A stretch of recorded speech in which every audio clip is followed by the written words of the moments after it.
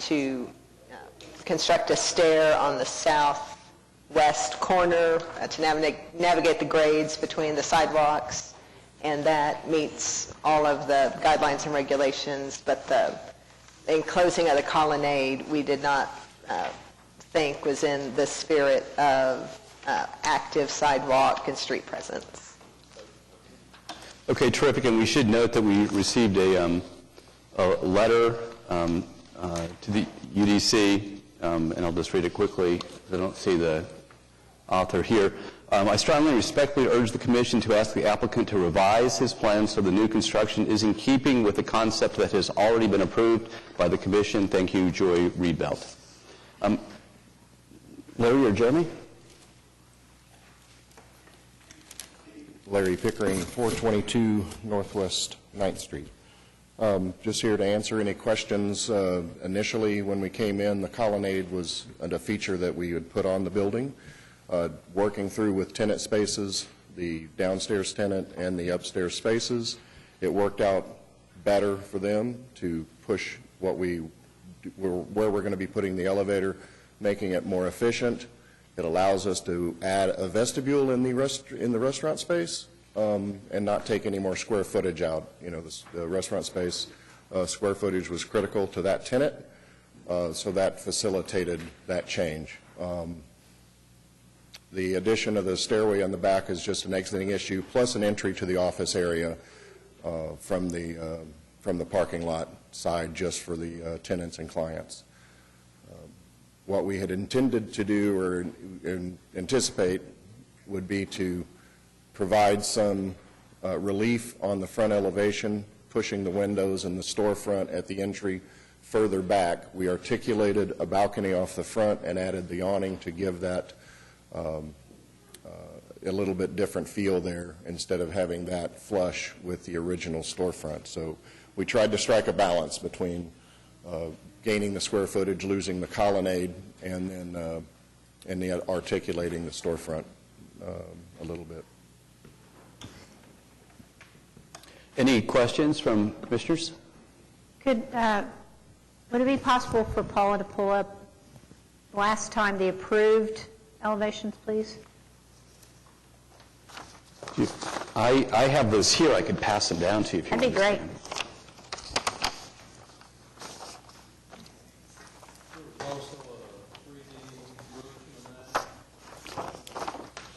I've done a little revision to the storefront and on the 3D and have color copies available if you guys would like to. Oh, yeah.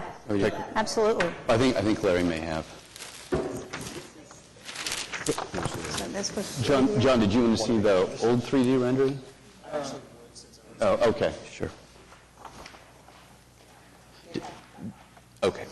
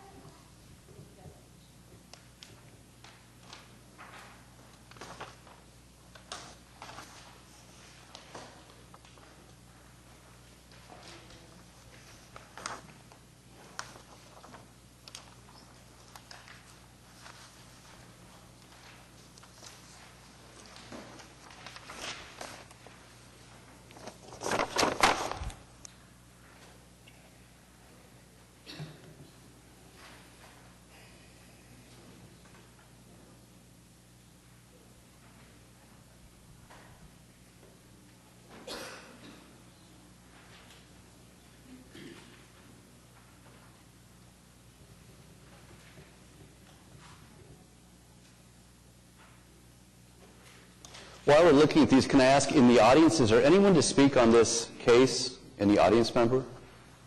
No? Okay, thank you. George, I want to make another thing clear. It's in the staff report. A colonnade per se is not required, and it was not identified as being one of the character-defining elements of the district as a whole. Just for this project, it was determined to be a good solution for interfacing with the street in the previous approval.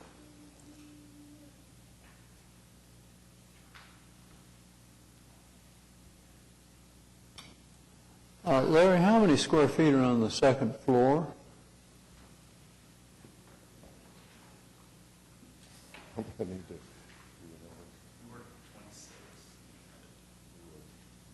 2,600 square feet. And we really didn't change the second floor as far as the square footage. The square footage is for the bottom. Right. And it's basically a net gain of a little more than 500 square feet on the front of the building. The Okay. colonnade was about 10 to 11 feet deep. So the second floor is the same size, is that Yes, what sir. you're saying? Yes. Okay. It's just pushing the elevator towards the front of that space, which makes it more efficient as far as office layout. Puts basically the lobby into the corner, into the northwest corner. Okay.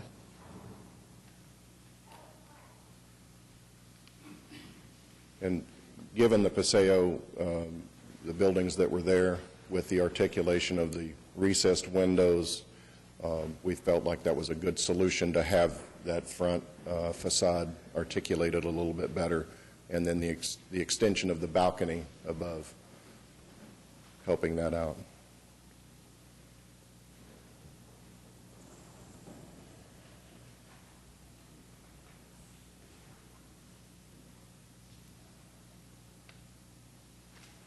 Did you check on the, I'm a little concerned about this should have come up before, I guess, the uncovered stairway. Are you okay in the code with that? I believe so, yes. Okay. I did discuss it with plan review, yes, sir. You did? Yes, sir. Okay. I was thinking there was a limit of 10 people upstairs or something. I'm going from, I haven't looked myself in a while, that if you have more than 10 people, you've got to have some way of keeping the water off the stairway or something. Does that not ring a bell? It's not ringing a bell, sir, no.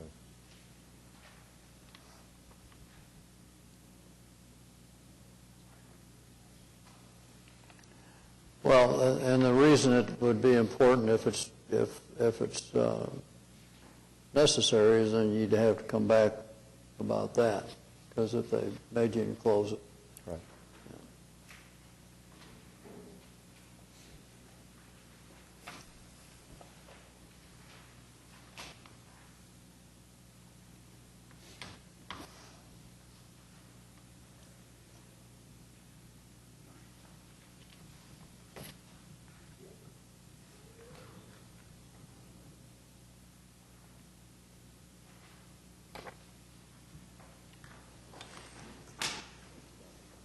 Any other questions? Betsy, Matt, are you guys formulating any questions or observations?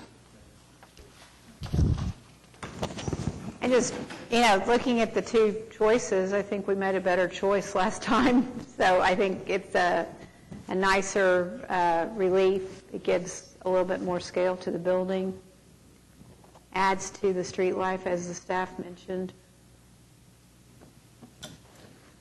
I agree with that. I think it's much more visually appealing and welcomes the public more. I have a question, though. On the drawing, looking at the difference between the approved drawing from last time and this one, are the second-story windows on the front facade also changing? Yeah, there's a change to balance that out with the elevator coming up to the front of the building, Matt, yes. Okay. And the first floor windows are in a slightly different location and slightly more narrow. Yeah.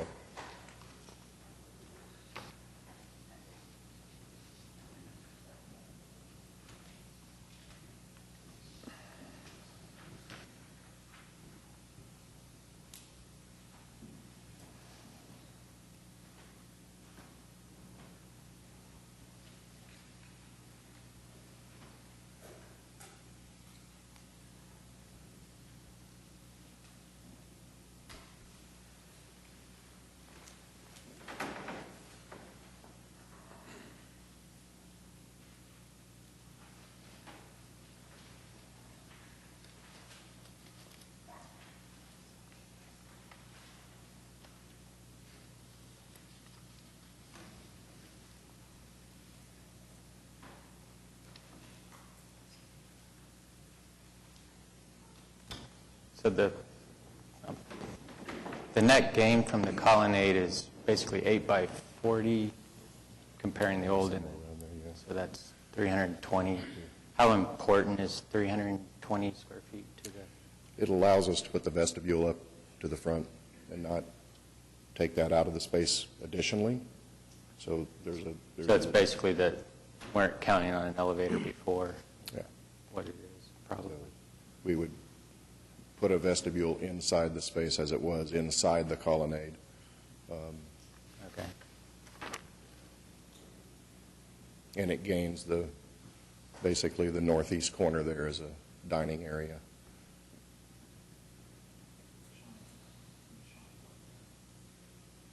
And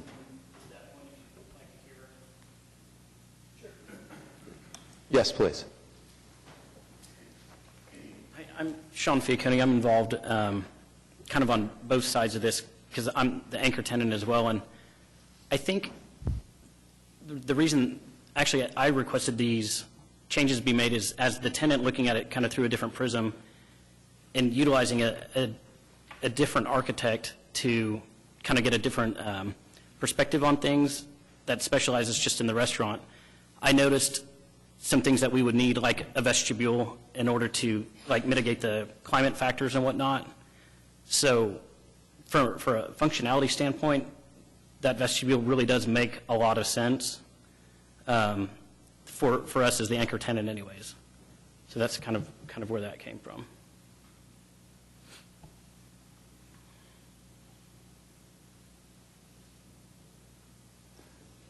I'll just tell you, my immediate impression is that it seems like the part of the structure that kind of made it really great and read well from the street was that front facade, and it was interesting and varied, and in order to gain 320 square feet and the ability to have a vestibule, were taking away the best part of the structure.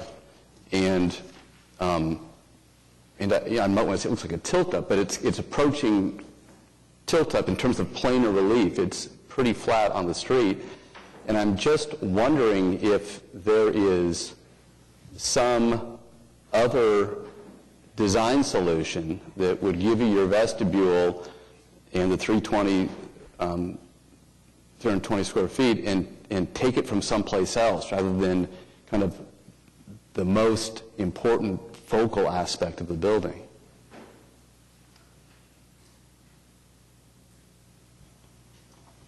the function of the site of where we're at, we're pretty close there. It would take a little bit of a reshuffling of the masses, if you will, to reintegrate the colonnade and gaining the area that we have.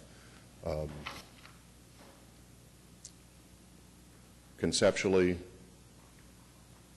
pushing and pulling the masses front and back, if you will, on the west tenant space, pushing the center mass to the west and extending the western tenant space, elongating that north and south, could probably facilitate that. It's a lot of work to do that, but it's not undoable. One of the things that we liked in the revision was the extended balcony above. So we feel like that's kind of an important element that adds a lot of interest, whether or not the colonnade is approved or not. We felt like that added some character to the building as well. So a reshuffling is certainly doable. It adds a little bit of process and quite a bit of work to the project, but it's not undoable. I'd have to consult with my clients over here on that, of course. But we're on that corner. That northeast corner is just right on the property line. That's kind of where it fell, given the parking requirement depth in the back. So, and we've moved down quite a ways into construction drawings and civil engineering and whatnot. So how critical is the patio? And could you have encroached on the patio in order to gain that additional square footage? Well, we feel like the patio is fairly important. We didn't approach that, Jorge, to tell you the truth. We didn't look at it from that standpoint. That's something that we might entertain. I don't know what you feel about it. We've got about a 1,300 square foot patio there, which is a nice size. And especially being on the corner, we felt like that was going to be a fairly active area for the public.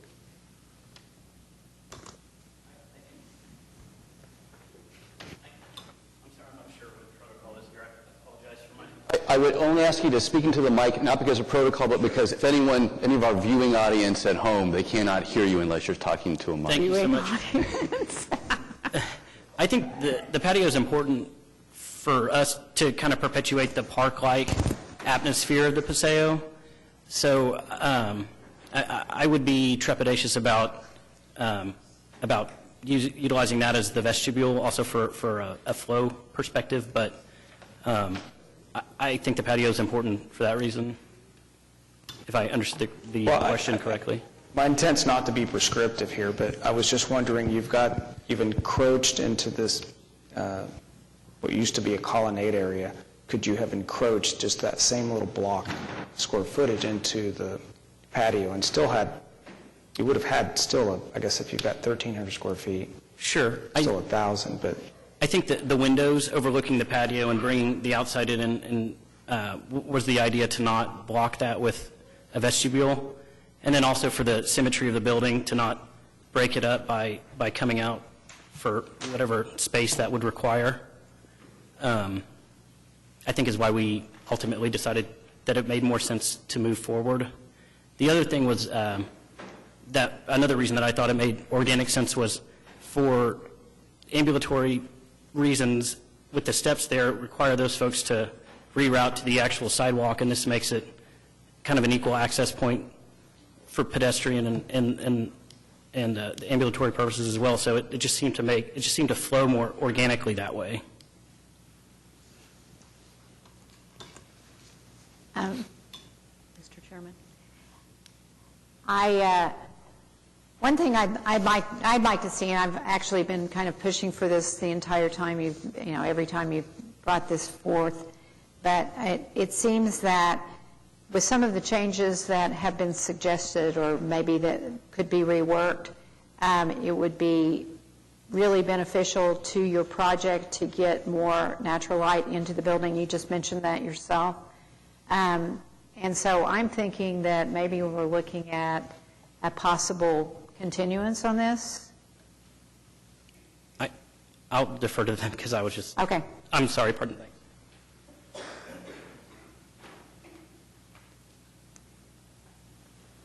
I'm not sure that, Jeremy Foraker, I'm not sure that we would really, when you say natural light, what I know you're not really... That would just be one of the elements that I would look for, but we've got a lot of other things that have been kind of requested here. So... Our feeling is, I mean, we definitely like the colonnade. That's the way we designed it that way to begin with. And it's an important feature for us as well. And the walkability definitely is an important feature for us. And then just the presence of it and the look of it is.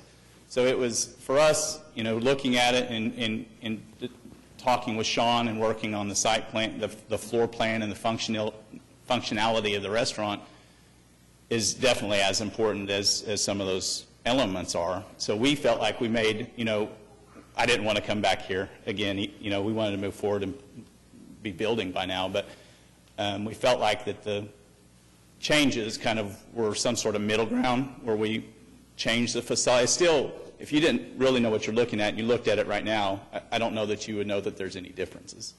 I think that when we bump out the elements of the colonnade and we change the windows, I think that still gives you the same look and feel of the colonnade that it had there before. Can I ask you a question about the functionality? Sure. Real quick. So If someone is going to go up to the second floor, is that part of the first floor tenant, or is that a separate tenant? Up to the second floor is a separate tenant. It's a separate tenant. Yes. So there's probably a floor plan in here now, but it kind of has the vestibule now has a dual purpose. You walk into instead of opening the front door and being into the space, we've kind of basically pushed the vestibule out into the colonnade. So you open the front door, and then you could turn right and open another door and go into the stairwell and go into the second floor. So we were able to push the elevator and the stairwell way outside of the restaurant space by pushing it all the way to the front of the colonnade. Before, it was eating up a lot of not only the vestibule, but also the square footage of what's required for the elevator and the stairs was taking away functional space inside the restaurant. So pushing that out really makes it more functional for the office space up above, because now the elevator is pushed more to the front of the space rather than, I think it's maybe 10 or 15 feet back. So that's more functional, and then the restaurant just has a lot more functional space as well. And I really don't know how much the sidewalk, we considered moving the sidewalk where it's still wrapped around from the coffee shop space around the colonnade, which we still could do that if we wanted to have more walkable space around to that front. But then we felt like it's really, I don't know how much traffic's going to go there anyway. You can walk right out to the sidewalk and walk around and go right in the restaurant if you're going between the two tenants. So we decided just to eliminate it rather than have another sidewalk there. But that wouldn't be a big deal to add.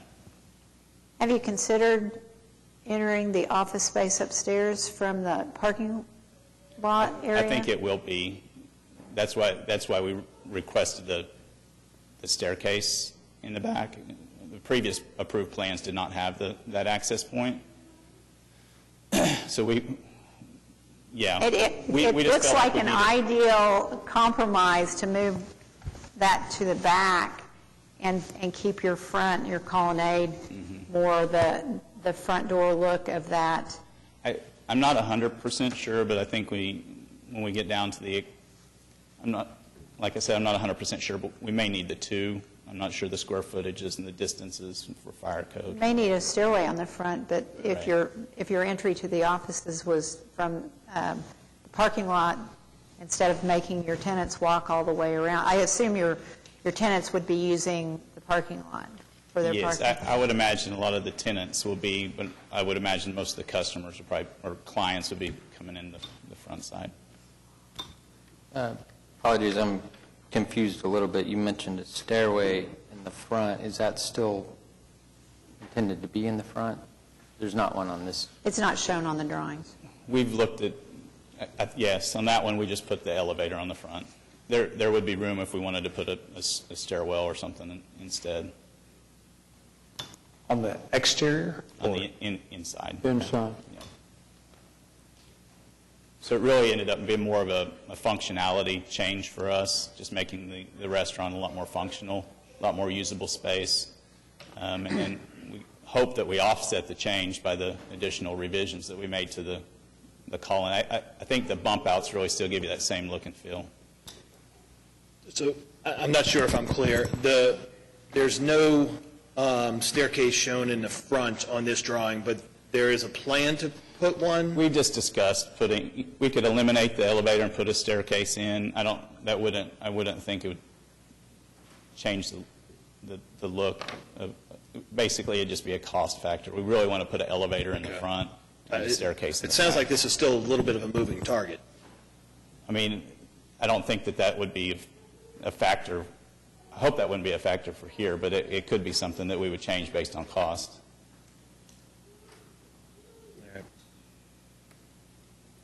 But if you're talking about the size requirements, it would take more space if we had to put the elevator there, or the staircase there with the elevator.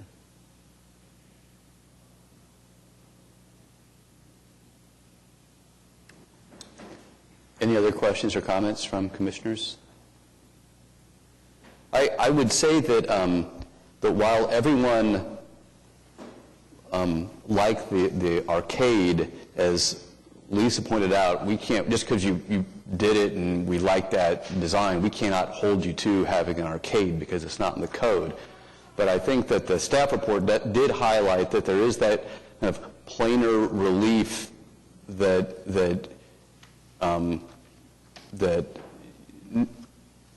we really want to, I guess we really want to see that. We want to see something that breaks up the plane, that makes it look a little bit less flat, where we have some depth.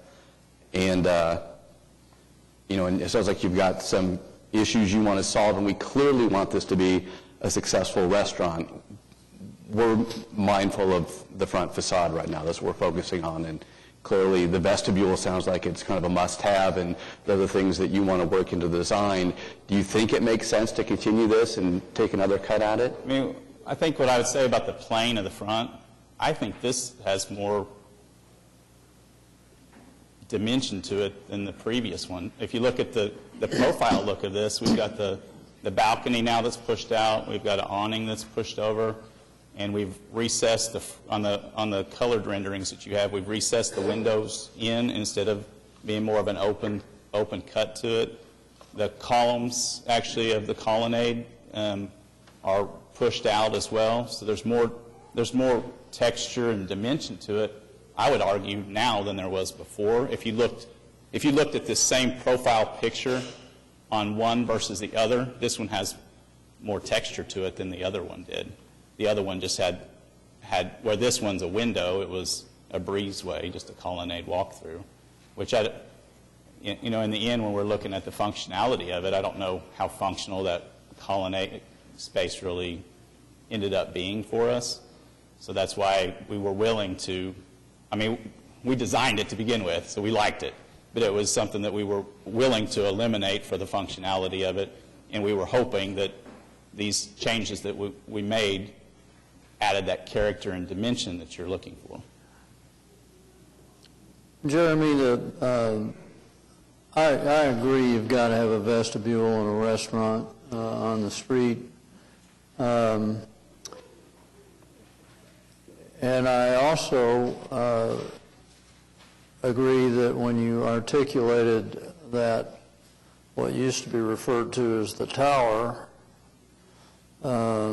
which I don't consider it to be at this point, when you articulated that broke up. That used to be smooth, and in fact, you've got it drawn smooth on your sheets, on your drawings. This is what I'm referring to now, and it looks like you've pulled this out, but it doesn't. It's not reflected that way in the drawings that you submitted.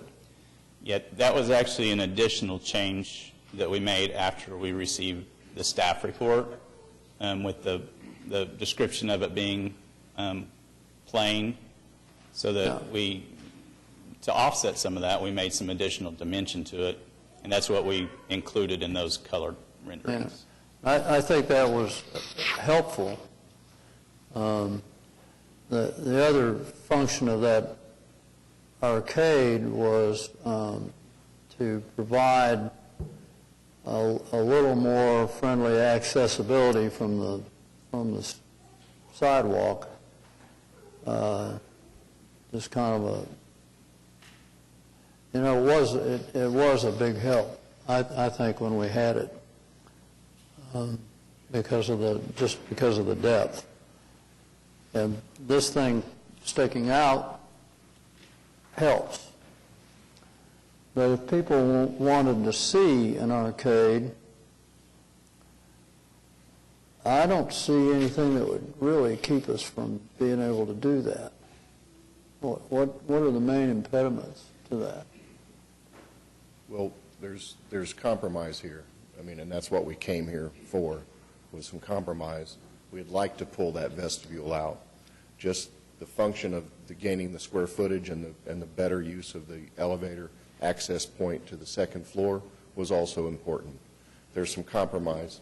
We're talking about the depth of where that storefront, the original storefront that created the colonnade, is. Where is that happy medium between those two? If you took away If you just pulled the vestibule out to the front, and we articulated that vertical element, and then extended the balcony, as we're saying, and basically providing an entry door from the west and up from the east. This is from the original plan. I'm not talking about about what we have here. Would that be okay? Could we, take that, because the vestibule coming into the space, is going to take a lot of space. We're going to have to deal with the elevator, obviously, but that allows us to do that a little bit more. We could have the office, the second floor access, where you're to the window to the right of the entry, and basically have a little colonnade on both sides, just separating it with basically a glassed-in vestibule. Is that a compromise?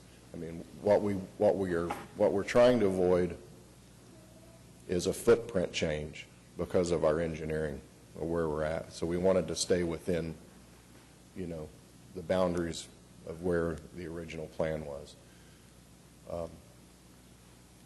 I think that... So I'm not sure I followed, well, actually, I am sure that I didn't quite follow all that. Well, you'd have the vestibule out where it is, and then what would be on either side of that? the original colonnade.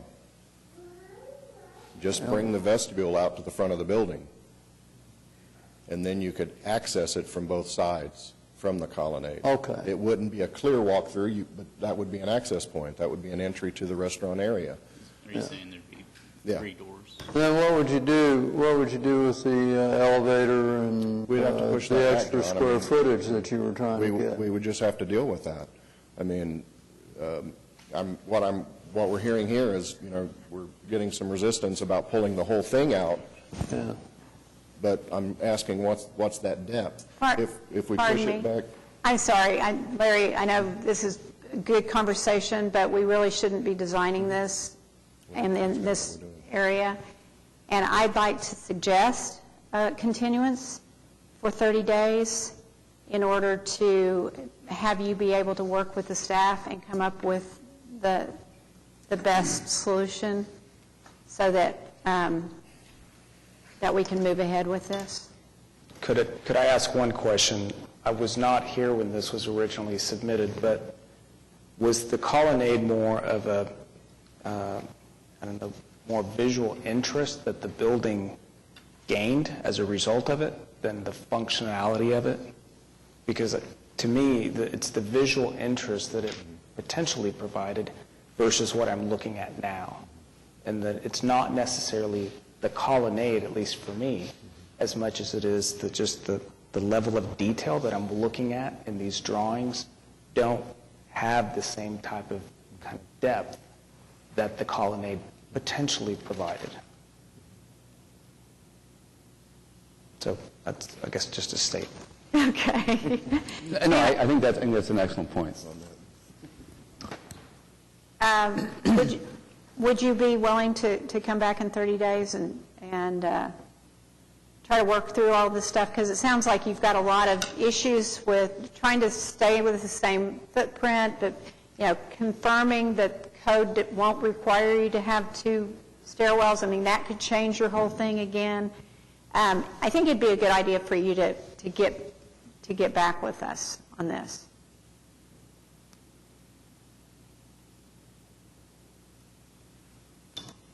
Do we need a motion? We've got to get him to agree to a continuance before we can make a motion. Because, Jeremy, we're not going to be able to, we either have to approve what we're looking at or continue, because even if we have some great ideas, we can't Right, approve something it. in between, right? Yeah. Yeah. I mean, I don't know, I would probably agree to it. The frustrating thing is that it's, I know it's the architectural interest of it, which I don't think if we brought this the first time, we wouldn't be talking about a colonnade because it's not a required feature of the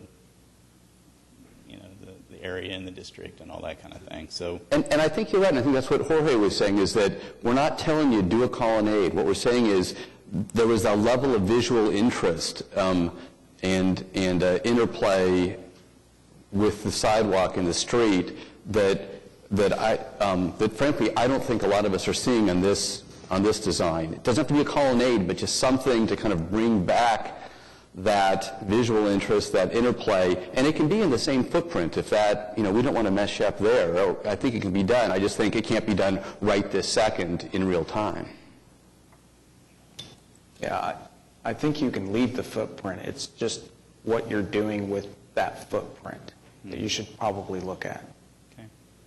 Okay. So, willing? Yes. Okay, I would move,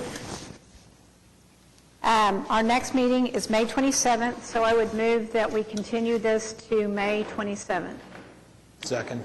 Okay, that is a motion by Brunstetter, a second by Guillory. All in favor say aye. Aye. Any opposed? Okay, that item is continued. Thank you very much.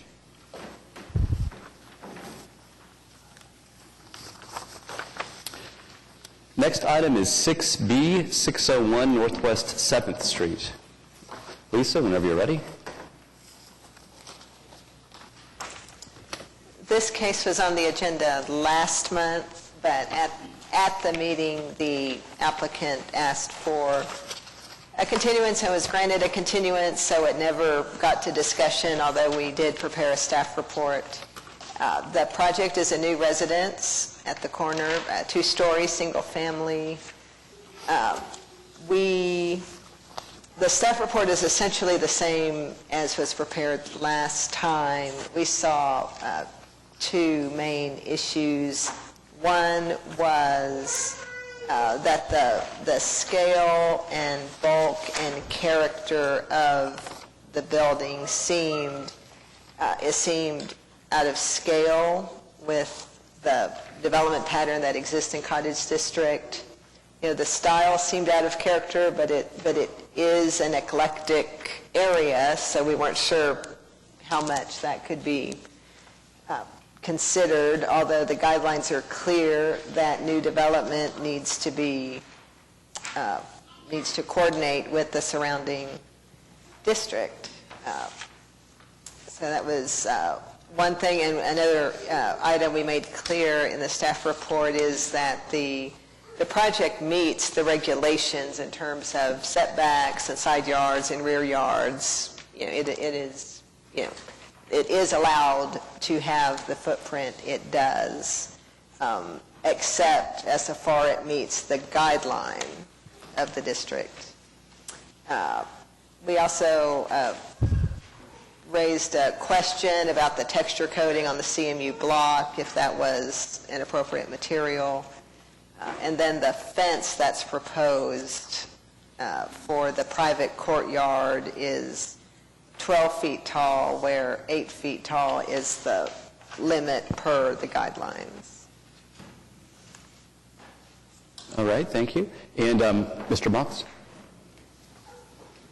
Good afternoon. David Box, 522 Colcord Drive, here on behalf of the applicant. I also have with me Tim Johnson, who's the engineer on the project, Kevin Galliard, who's the architect on the project, Mr. Dennis Box, as well as Ed and Diana Lynn. And I want to start by having the Lynn's come up here and address this commission as to why they have chosen this spot to build their dream home, and then I'll be happy to come up and address the rest of the issues.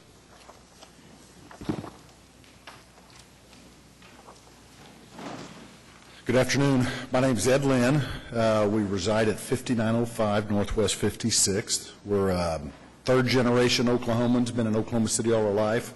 We actually live in War Acres in an 80-year-old home on an acre of land that we raised our 6 kids in. Our youngest is 21 years old, and we, as we've contemplated the next stage in our life as empty nesters, we deliberately thought about where we wanted to go and what we wanted to do.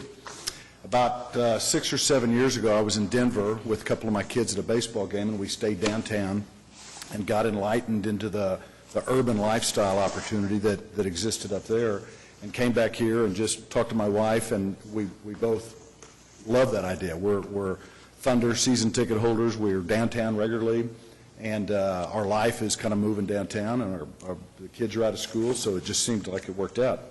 We looked for 3 years for property, looked northeast, southwest, all around downtown, found this area, and purchased this property 4 years ago. We've owned it for 4 years next month.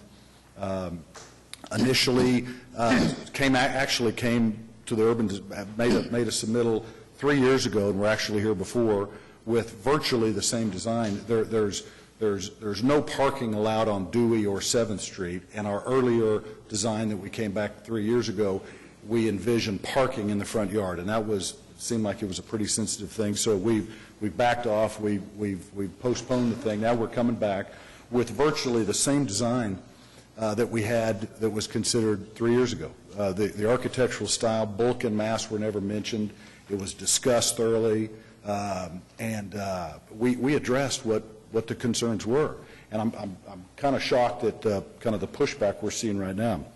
When we found this property, we looked at the rules and what it took to design here, and while we appreciate the architectural style of a lot of the ultra-modern homes there, it wasn't for us. And we didn't see anything that said that's what we had to build. And so that's not what we're building. We're building a traditional home that's been in my mind. It's been our dream home. The size of it is not a palace.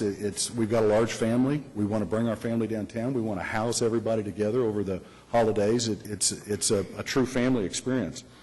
I think a couple of things just, and I'm not an architect, but as we looked at this, again, this thing, I read this report and I see this bulk and mass, and there's two things that struck me. One, the height of this house.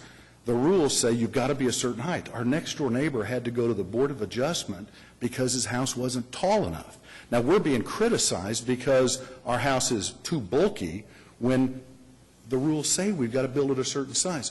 Also, the side yard here, in a normal suburban neighborhood, you've got to be set back so many feet. Here, you've got to be out close to the property line. Those two things said to us, build. I think finally the style, the Mediterranean style, we've never hidden, never disguised, never attempted to deceive anybody what our intentions were. Last time we were here with the neighbors we've met with and talked to, our next door neighbor that's been through before and has their approval, we've met with them, we've gone over the plans with them, and we've coordinated with them how the fences and gates come together. They've seen our plans, and I think we've done everything we're supposed to do, and I just ask that you fairly consider this and approve our plan. Thank you. Thank you. My name's Diana, and I come from a very small family, and so I made my family. So I'm there. And now we're big, and we will live all over this house. We often have 20, 25 people for birthday parties. I want a place for these kids to sleep when they come home. They're quite successful, productive, giving kids. They're engineers. One of them's in nursing school. One of them's marrying an Air Force officer. My daughter works for the Lieutenant Governor. I mean, they deserve a place to sleep comfortably, not on the couch, not store their stuff in the hallway in the utility room. When they come home, they deserve the respect of having a place. Eddie and I have worked hard and made a few good decisions along the way, and we're able to build what can accommodate our children and our family. And we thought we were doing good, and turns out we're not what.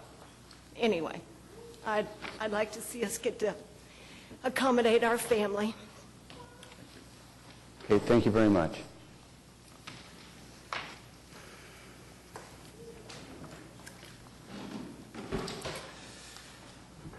I think it's important that we start this discussion with, first, you've got a packet of exhibits in addition to what Dennis just handed out, and they've got exhibit stickers, so I'll just, for the record, address those real quick. Exhibit 1 is a printout from the SOSA Facebook page. Exhibit 2 is a print-off from the Internet on Wikipedia describing the SOSA district. Exhibit 3 is a staff report from the Urban Design Commission dated October 26, 2011. And then the final exhibit, Exhibit 4, is a printout from the SOSA Facebook page with some comments regarding this project. So I think it's important we start at Exhibit 1, and recognizing that we are in the Cottage District or the SOSA District. Well, what does that really mean? What does that tell us? Well, from their very own website page, what that tells us is it's an eclectic neighborhood. So what I did was I went and Googled, what does eclectic mean? Well, what Webster's tells me eclectic means is it's composed of elements drawn from various sources, i.e. different. So next, what is the mission of this district? Design freedom, diversity, and innovation. When you read the staff report, it's as if my clients are being punished because they're different. Yet the very mission of this district is to encourage eclectic design that is different. Encourage design freedom. Next, let's look at what staff says in their analysis of this development. And on page 4 of today's staff report, it says, the proposed home is in compliance with all applicable development standards, including front, side, rear yard setbacks, and the maximum building height. They go on to say the staff would suggest it's out of character with the rest of the Cottage District due to its mass and bulk. Now, Mr. Lynn touched on this. I find that comment unfair. I routinely appear at the Board of Adjustment, and over the last several months there has been a number of items in which applicants have come seeking a variance to allow them to build a smaller home, only a one-story home, because the code and the guidelines require a two-story home. So other homes being allowed to get by and skirt the rules has created a situation where my client, meeting all the guidelines, now has a home that's too big. I find that extremely unfair. I find that out of character with what the guidelines are intended to do. Now, staff, although recognizing that this meets each and every guideline and regulation required in the district, has what I'm going to call 3 main concerns, issues with the development. One being what staff calls the 12-foot wall. We would require a variance for this. The reason it has to be 12 feet is because we have a slope as you go from the west to the east. And we're having to build a retaining wall that's approximately 3 to 4 feet. So our fence is actually 8 feet tall. But at a certain point, it becomes a 12-foot wall from outside the property because of the retaining wall. Now, when we go to the Board of Adjustment, there are legal standards that we have to meet for variances. Staff makes a recommendation for denial without any analysis as to what those are. When we go to the board, we're going to have to show that the ordinance creates a hardship. And what we have is a hardship because it will not allow us to build an appropriate fence. What you'd be forced to do is build a fence that's on a slope that wouldn't be able to block and screen and do what a fence is intended to do. Next, we have to show that something about this piece of property is unique or peculiar. Well, with the amount of slope we have on that alley, it creates a unique set of circumstances. Next, you have to show that there is no substantial detriment to the public good or in violation of the comprehensive plan. Again, I would submit that creating a wall and a fence that is level and not at a massive slope would do nothing but further the goals of the comprehensive plan and further the public good. Finally, you have to show that what you're requesting is the least necessary to alleviate the hardship. Because we're meeting each and every other code requirement, I would submit that this is the minimum necessary to alleviate the hardship that's present. Mr. Johnson, the engineer, like I said, he has a rendering that he can show you why it is we're having to build this 8-foot fence that becomes a 12-foot wall on the outside of the alley. Next is the large structure. I've addressed that. Tim is also going to address that.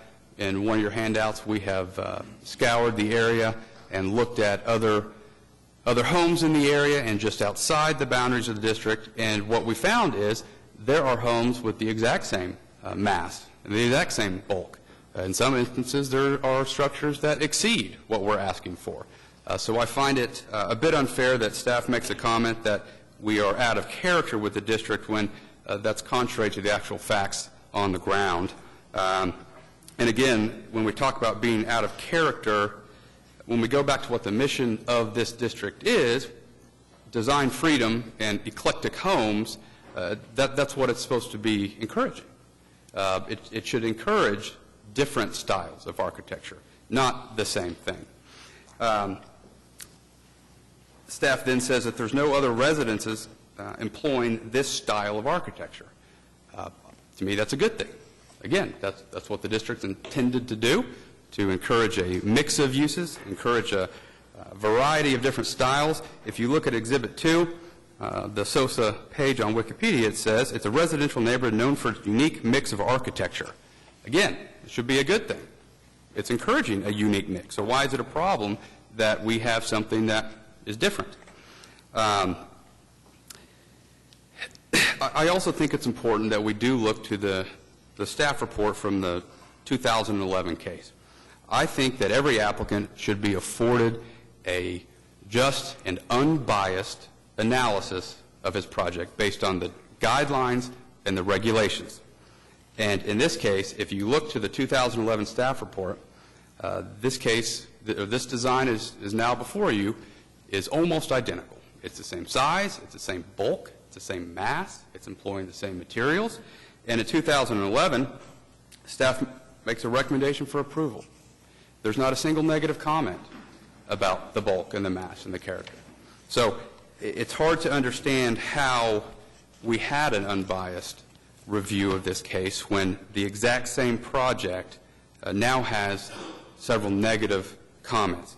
When we turn to the Exhibit 3 and we look at page 5 of 17, under considerations, right above staff recommendation, it says the proposed dwelling is not the same style as recent new construction in the Cottage District. However, the building materials and the building setback are in line with traditional urban dwellings. That's exactly what this neighborhood is an urban neighborhood. So if we were exactly what was required and desired in 2011 with nothing changing, I don't find it fair to my client and to this applicant that we fast forward 3-4 years and now we've got big problems. Finally, the other aspect of the project staff points out as a potential problem is the use of CMU.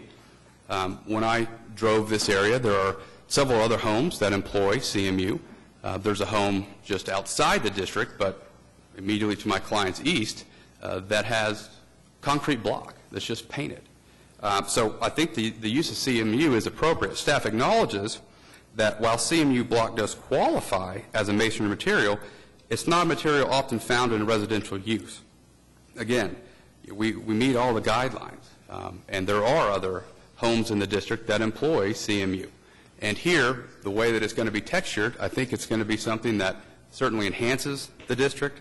I think it's something that will be a nice quality product and something that everybody on this commission and in the neighborhood would be proud of. With that, unless there's any questions of me at this time, I'll turn it over to Mr. Johnson.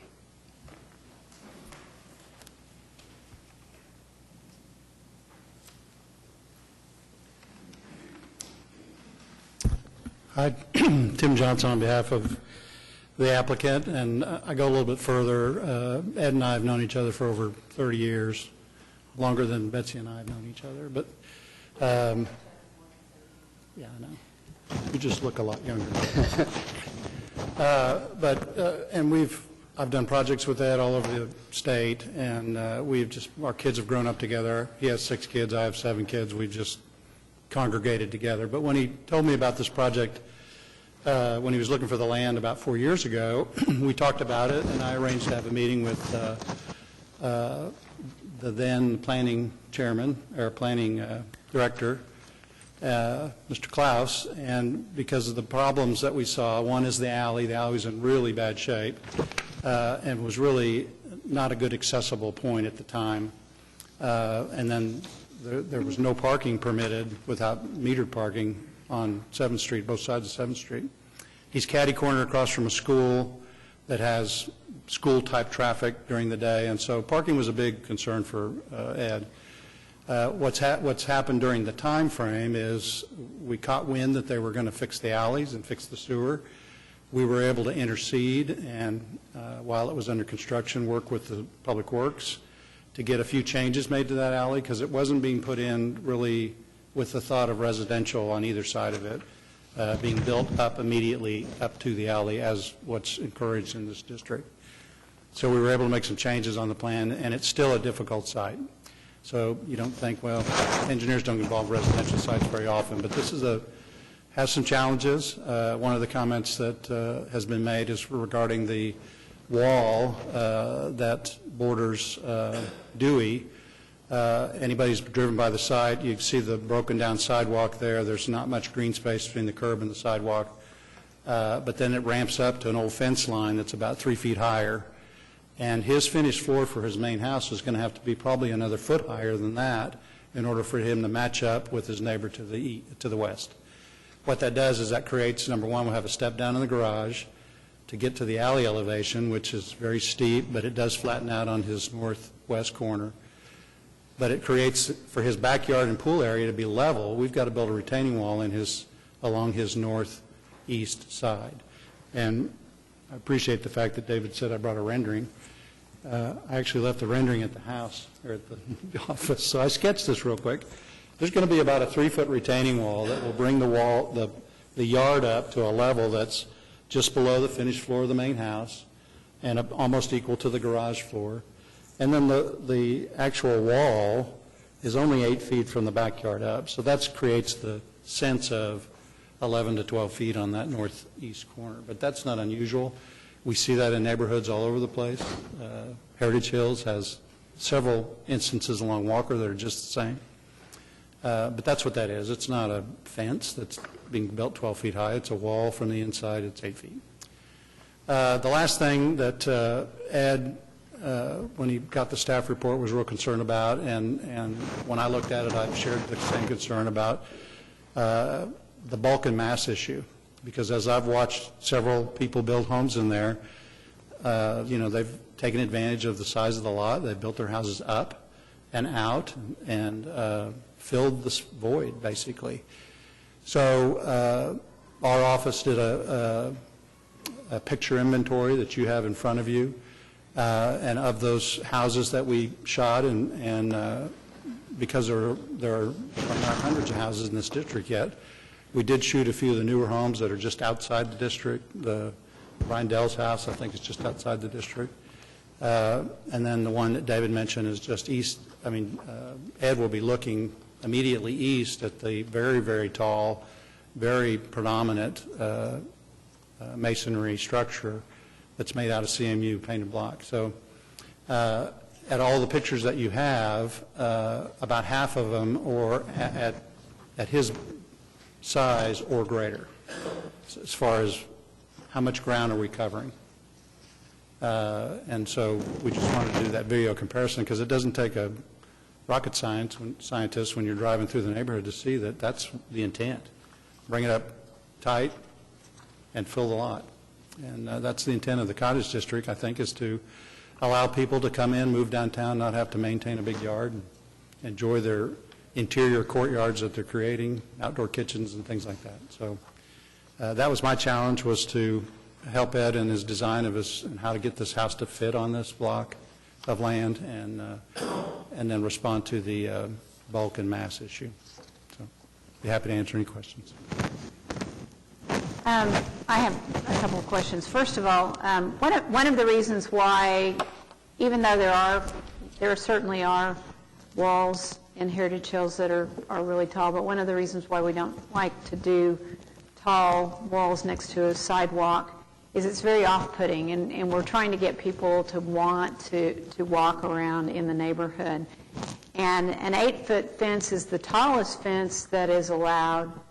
And I think that, I guess one question is there any way to feel comfortable with a bit lower wall, even, down to 6 foot on top of the 3-foot retaining wall would give you a 9-foot fence. You'd still have to go for variance, I think, for that. But anything to make it less off-putting, less of a sheer blank wall. And that's just a question real quick. And I appreciate that comment. I'm not in a position to answer that. Ed or the architect can answer that. But the one thing that they did do to help offset that putting off feeling of walking next to a tall wall is they've added a lot of landscape on that edge.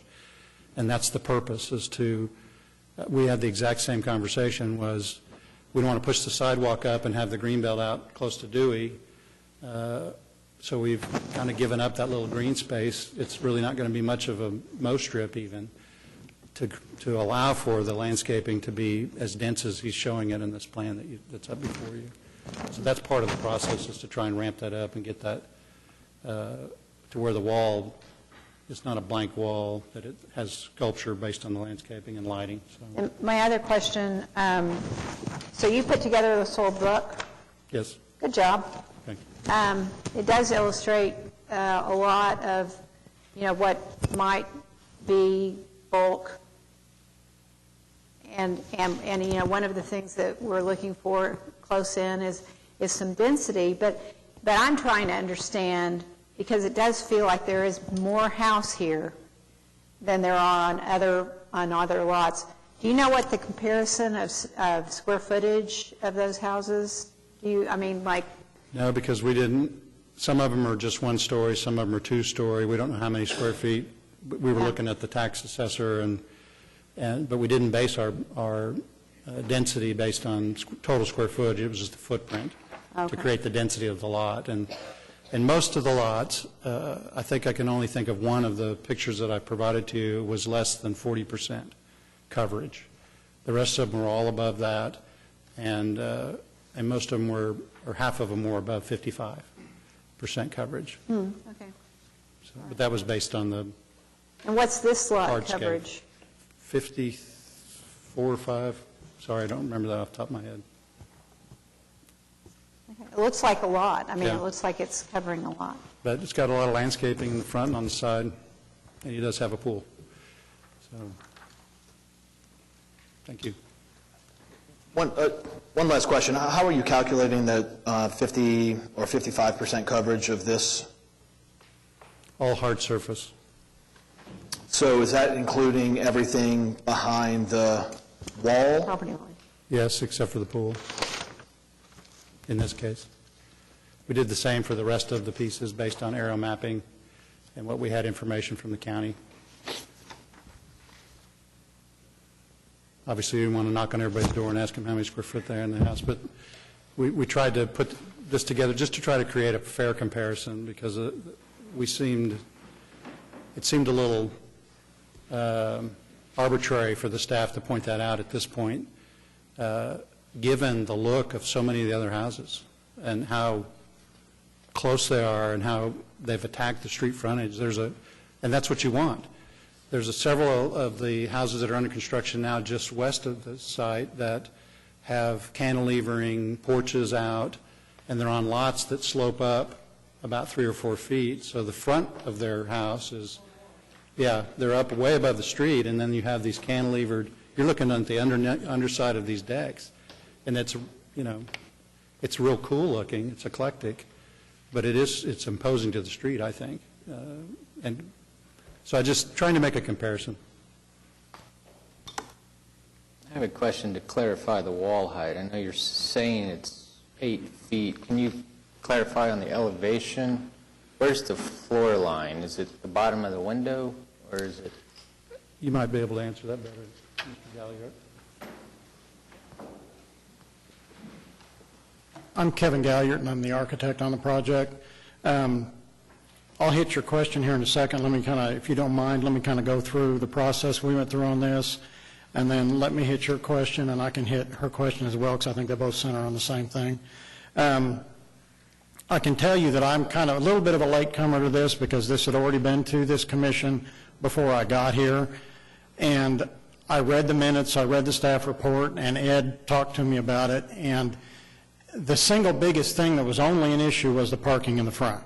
So in an effort to be down here, because Ed was very excited about moving down here, he said, I will concede that parking, because I want to be down here. If that's the only issue, we'll walk away from it, that's fine. So what we did was we created basically a transition area in lieu of the parking, landscaped it, paved it, but created an area of transition from the public space to the private space.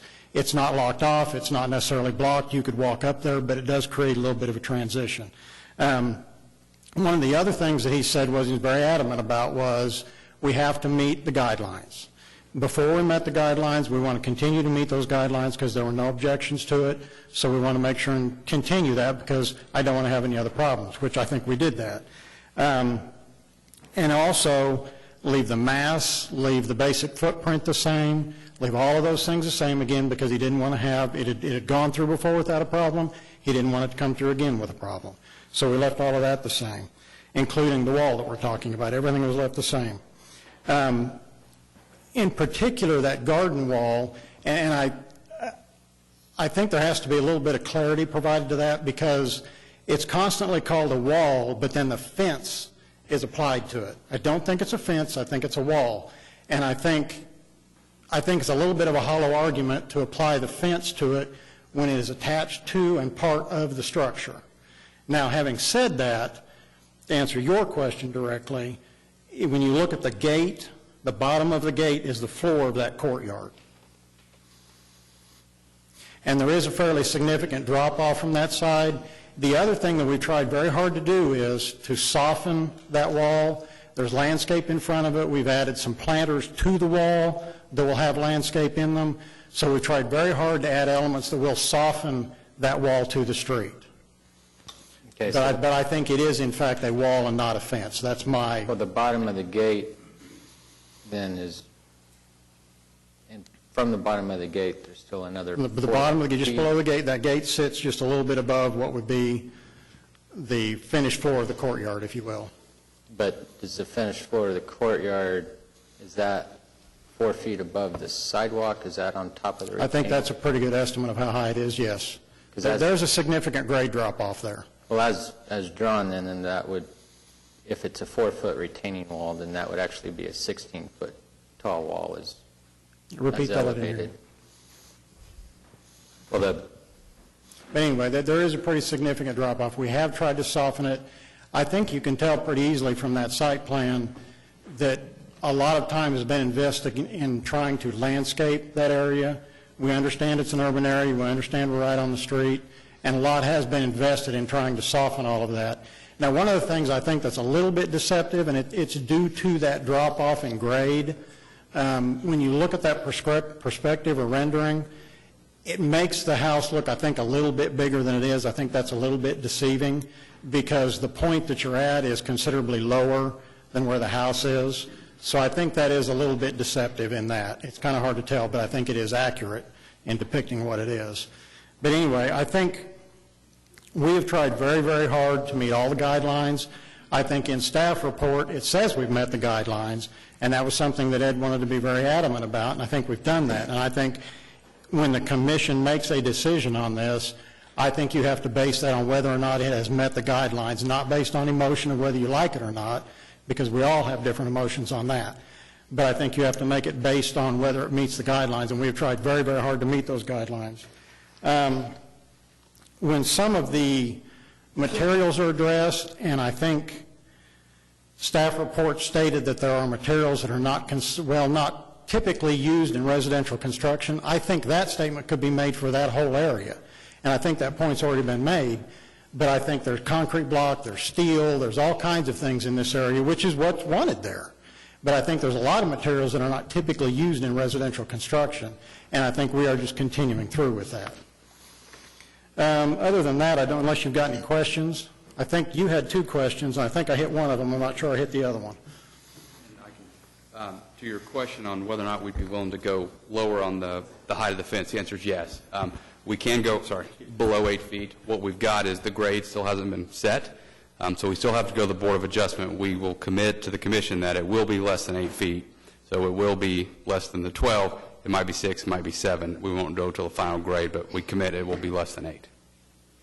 What was the reason for having that fence or wall, whatever you want to call it, for having it at that height? I'm still trying to figure out where the patio is versus the grade and the top of the wall. Well, the reason for the wall, you see on the elevation that's on, or the site plan that's on the screen, you can see the pool is up against that alley, and the fence will run along that alley. Right. That's the only place where it is? It doesn't turn and go It has go to south? turn, I'm sorry, Mr. Robinson, it does have to turn and go south. It goes south several feet as the, Well, it goes back to the steps, right? correct, well, yes, that's correct. At that elevation. That's So correct. we've got, is it 12 feet just at the alley, or is it 12 feet along Dewey? In the section that was provided with the submittal, the 12 feet was measured at the alley corner, which I think is the highest point. That's the highest point, so it gets, that's the highest point of the Of the fence, wall. Of the wall. Because the okay. alley is at street, or as you ramp up that alley, you're at street level at Dewey, and then after you get past the right-of-way line there of Dewey, it goes up real steep, the alley does. So And I'm the sidewalk stays fairly level as it goes north-south. I'm counting the risers that lead up into the terrace area, and I get, I think I'm getting 1, 2, 3, 4. So is that 2 feet, or is it 3 feet? Well, I don't know that we technically calculated the number of risers required because we didn't have the site plan yet. We weren't necessarily working on that. Okay. I can But tell you, Dewey- though, when you, like Tim said, when you come down that alley and you're off on that back corner has a fairly significant drop. I understand that. I've been out there, but I'm still, what I'm trying to get a handle on is what this thing looks like for the predominant length of that terrace, and whether we are 3 feet above finished grade, or whether we're 2 feet above finished grade, and how much above the terrace is the wall. Well, I can't give you, standing here, I can't give you an exact point-for-point elevation difference between, say, the street or the sidewalk and the terrace. The wall can be 8 feet above the courtyard. That's not a problem. It's dropping down there. I can't give you exact numbers. I don't have a survey in front of me. So when people call it a 12-foot-high wall, is it 8 feet above the courtyard when it's called, 8 feet being above called the an courtyard. 8-foot-high wall? Correct. Okay, so we've got 8 and 4. Right, exactly.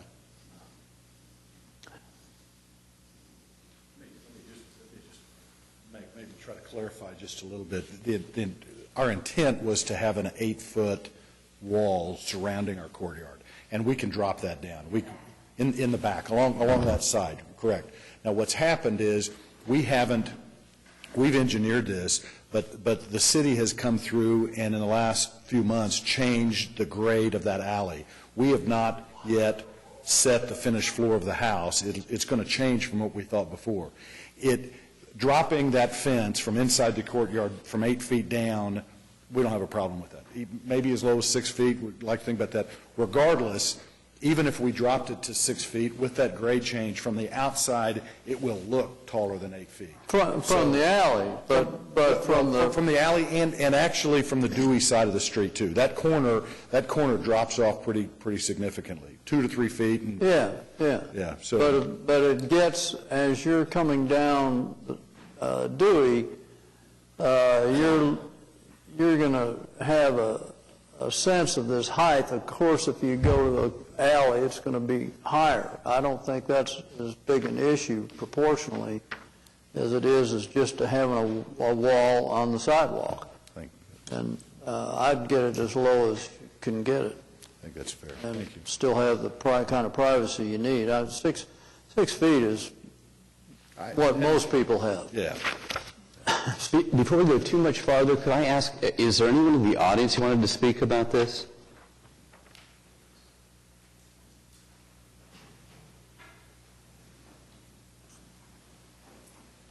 Yes, I would like to speak. My name's Lee Peoples. I live at 824 Northwest 7th Street.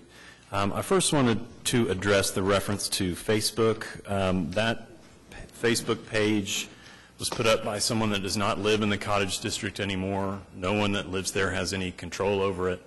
None of us really agree with what that person had to say about the district when he did live there. And it's unfortunate that it's still up and still being cited, so I don't think it's representative of the views of the neighborhood. I did want to talk just a little bit about the the project being out of context with the rest of the neighborhood. The staff report details how that is, how massive that house is, and the staff report talks about how the massiveness could be reduced, talking about other houses in the neighborhood where they move some of the mass to one side or the other. And I really want to urge the commission to avoid setting a precedent of allowing a very massive structure in the neighborhood. We have a lot of developers who are moving into the neighborhood now who do not own property or do not live there, but they're coming in, buying property, and it's becoming very apparent that they're trying to put as much as they can on these lots, and really overcrowding the lots as much as possible. And that's really going against the guidelines and how they envision the neighborhood. So I would really hope that you would not set a precedent today of putting a very massive structure there. And also the downtown design framework that is, I believe, has been presented to you and is working its way through the system, envisions the cottage district as a low-density land use and urges the harmonious infill of new structures. And I think as the staff report details, this structure is not harmonious with the other homes and structures in the neighborhood. That's all. Yes. Wow. I threw away my mic. This is just for my personal knowledge, and maybe some of the other people here would find it interesting. But what's a typical square footage for, say, your house or? Well, my house is 2,300. There are others that are smaller. And because you've got 2 stories? 2-story, yes. Okay. Yeah, it's 2,300. And really because it is now so expensive to build, a lot of people are going smaller than that. Okay, so like the Lavallo's house across the street from? I believe it's smaller. I believe it's around 1,800, 1,850, something like that. Anyway, I'm just curious. I mean, it's just, it does seem like they're, like, so that the Wells house, or not the Wells house anymore? It might be 24, 25, the box, and he does take up almost all of that lot there. From side to side? Yeah, and front to back. He has the front yard, but so that's the kind of thing I think maybe staff is referring to as far as the bulk on it, would you say? Right, it's more a comment of lot coverage, not height. Yeah. And the way it's articulated. Yes, if it could be moved, part of it could be moved to break it up a bit. I think, that was addressed in some of the email comments that you received. And I think that's been done. Other, houses larger than mine have been built and you have approved them, but they break up the mass a little bit by moving the structures around, and it's not just a block. Okay, thank you. Yeah, thanks.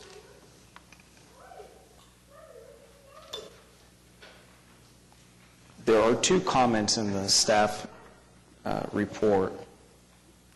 One is, and it talks about it being out of character, and then it also talks about mass.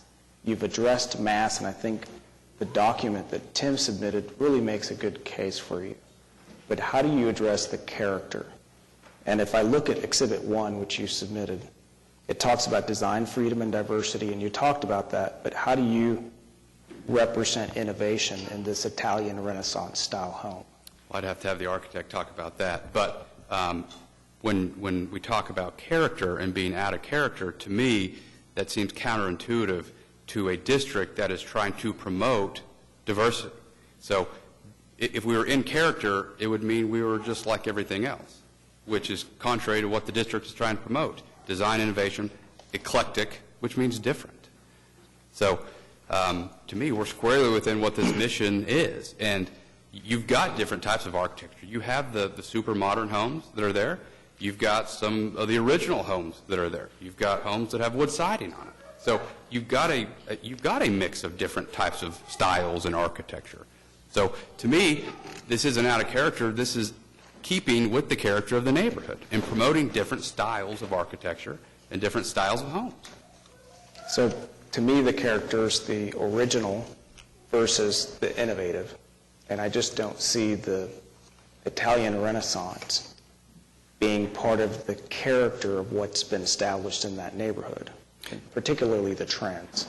Well, and I think that's just staff's comment. I mean, I don't think there's anything within the code that says we've got to be like everything else. If there was, we'd change the ordinance and require the type of modern architecture that has been built recently, because there would be a requirement for the bulking in the mast, there would be a requirement for design materials and things like that. And so to me, it seems unfair that we're out of character with a neighborhood that really doesn't have a character. It's evolving right now. Well, but that's why you have this committee or this commission in order to determine what, I guess, would be in character. Is that not the case? I think the commission is charged with applying the guidelines and applying the regulations. But the guidelines state that it has to be within character. So what I'm trying to understand is, I'm not necessarily disagreeing with what you're saying, but if I take your argument further and I look at the character bit, you haven't shown to me that the house is within character of the neighborhood around it.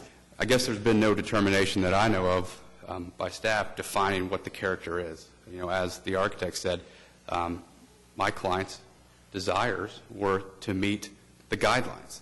And I think it's hard for somebody to be able to meet some undefinable character. I mean, I don't know how anybody would ever go about complying with that. I appreciate the point you're making, but how has that changed in 3 years? Has the character evolved? 3 years ago, I brought this in. I wasn't here 3 years ago, so I can't speak to that. And I was, and that's what I submitted 3 years ago, was the same design, that these weren't issues. So some things, I mean, if that's the deal, that it's out of character because it's not an ultra-modern design, then that's changed in 3 years. And what's changed it? Well, one of the things that's different is that this, and because I was here 3 years ago, so one of the things that's different is that this design is more completely developed, because you were kind of in the middle of designing at that point, and at that point, we didn't actually ever approve. No, it was not approved. The only issue, we discussed it, the only issue that anybody had that was discussed at this meeting was with the parking.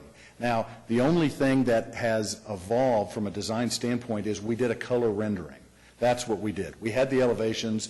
That there's been a little bit of change and a couple of materials, but it is consistent with what you saw before from an elevation standpoint. We did a color rendering that we thought was going to be positive and help, and I think that's it's a nice rendering. That's what people reacted to. It's a nice rendering, but one of the things that you pointed out in both your elevations, and not really more so in your elevations than in your rendering, is that you're putting a slurry coat or something on top of masonry. Is that right? I mean, that's my understanding from it's a Kevin. Is that plaster correct? on brick. Go ahead. Yes, there is a plaster. It's the appearance of a plaster peeling off a brick. Yeah, and I think that, you know, my opinion is, as I've heard just recently, less is more, and it might be a cleaner design if we didn't have kind of a false peeling off. You know, I know that's... And you may be correct, and it may not be something that I would want for my house, but that is what his mind's eye sees. But one thing I'd like to address to your question, though, define character for me. I mean, give me a context in which to answer that question. So as I look at the document Tim submitted, there is a definite character there. There's kind of innovative designs.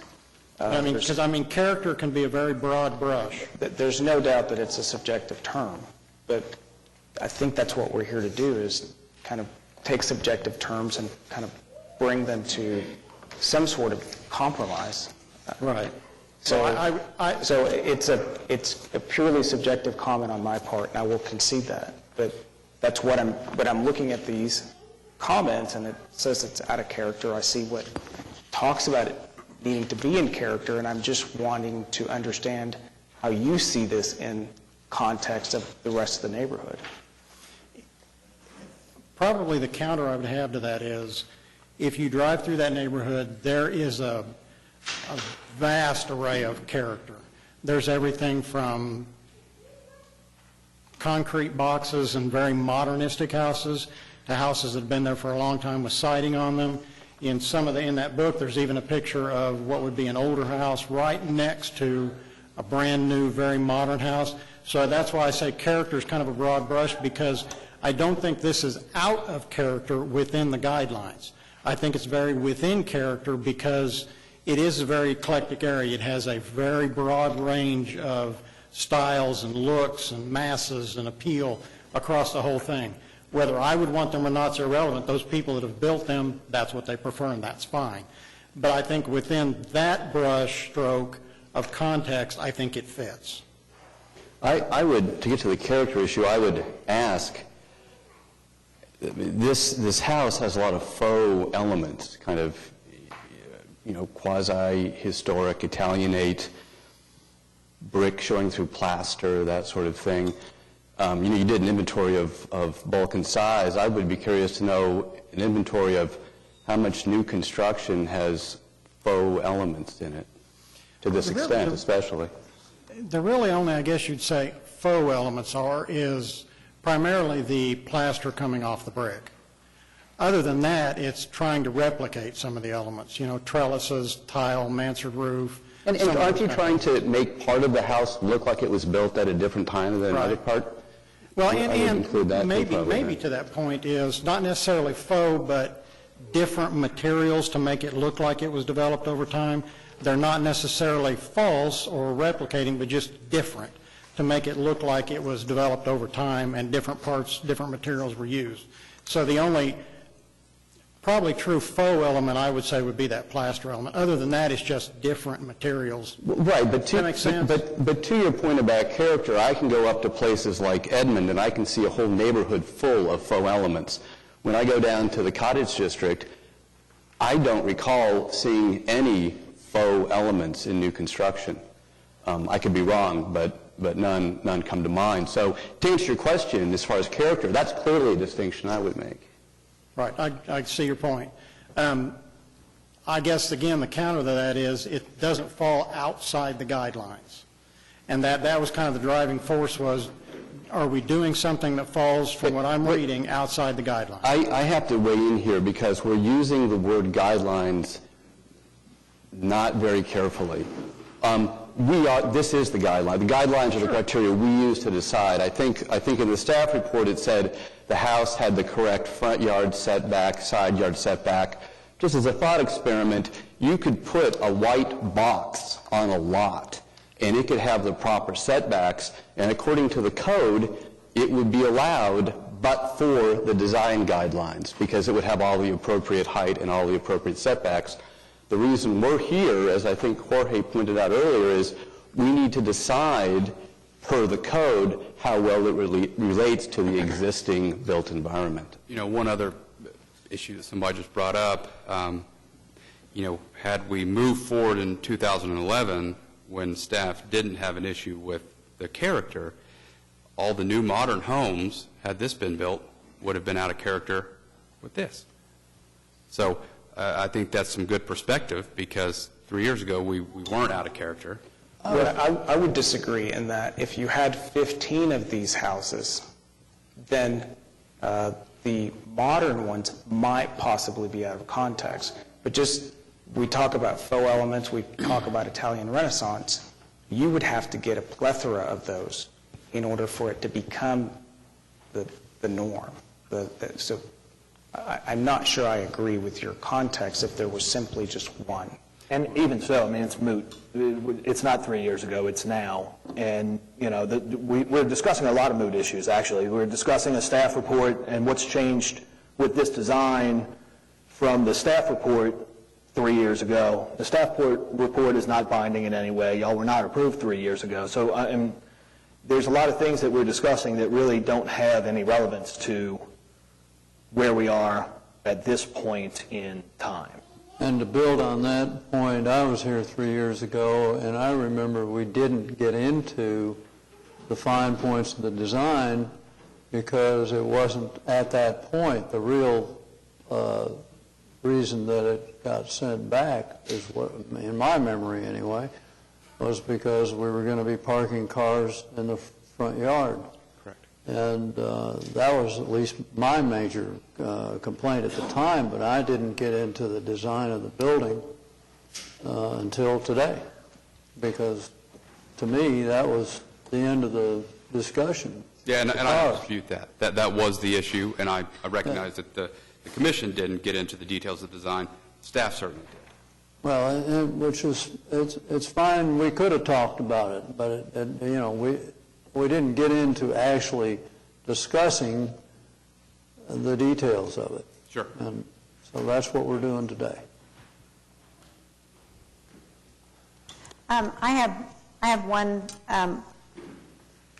because we started discussing the building 3 years ago and never really got into the design. I want to make sure we touch on another element that I just need to know about, and Tim Johnson might be the right person to address this. It's the front yard fence, or the little fence and the front yard wall. That's me. Okay. So, And I will just tell you, to describe, let me tell you one thing before we start. Okay. If that's referred to as a retaining wall in there, there's a reference to a retaining wall, that doesn't exist. That is not a retaining wall. That is not a retaining wall? Not a retaining wall, no. Okay. And so how high is that? And, because we really don't have any reference to that. I think in the staff report, he talks about some of the heights, and I believe he's close on the heights. It's basically a short wall with a wrought iron fence on top, and I think it's only 40, I'd have to go back through here and look, I think it's only 42 inches high, something like that. Okay. It's an 18-inch high masonry with a 24, and you're comfortable keeping it at that level and not any higher than that? Correct. Okay, just wanted to check. I think we're talking about things, but we don't really have quite enough information for us to really understand the design. Just that question right there was one of mine. Are we going to get more drawings? I mean, shouldn't we continue this and get, elevations and get some sort of sense of what the differences and distinctions are between the outside grade and the courtyards and the fences and all that stuff? You have a full submittal package with elevations and everything. We didn't hand those out to you. Staff should have provided you that. I think, well, for me,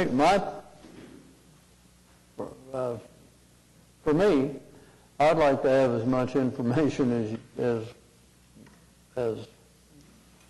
I mean, I don't want to see working drawings particularly, but, Well, but I would say you're pushing very close to that. I mean, where do you stop?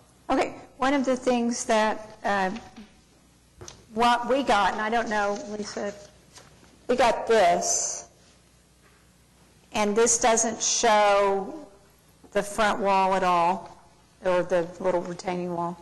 So we don't really have dimensions as far as that's concerned. I think it's outlined in the staff report and it's on the rendering. Well, it's outlined in the staff report, but there's really nothing, no reference. There's no details, no. Yeah.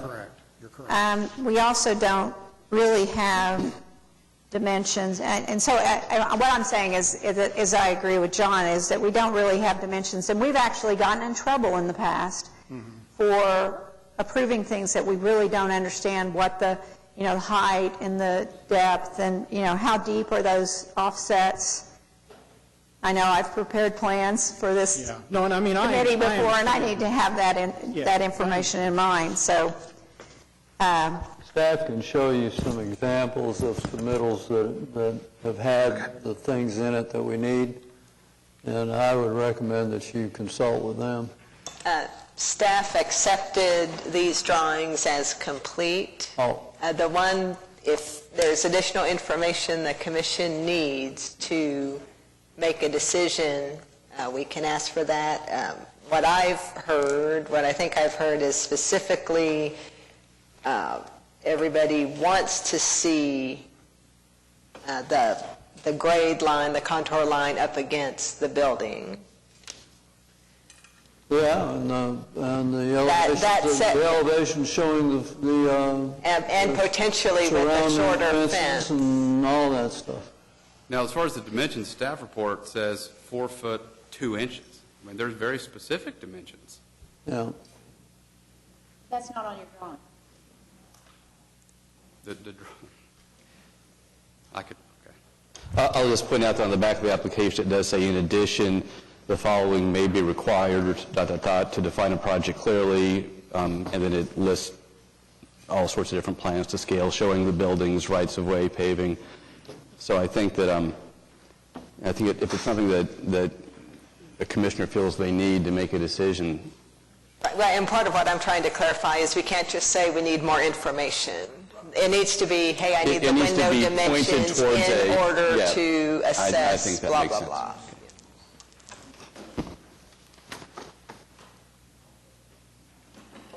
Dennis Box. Mr. Chairman, you made an interesting comment a few minutes ago when you indicated that you all were here as the individuals who would determine whether design was appropriate or not. Did I hear you correctly? We are the ones to interpret the design guidelines. Okay.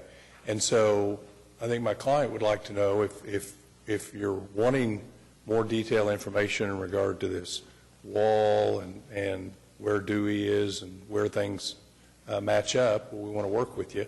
If you've already made a decision that you don't like the design, even though we think it meets the guidelines, then there's no reason to continue it. So we put it back to your court. Let me, if I may, Mr. Box, let me ask you a question, or through you to your client. Is your client wedded to this particular design of the house?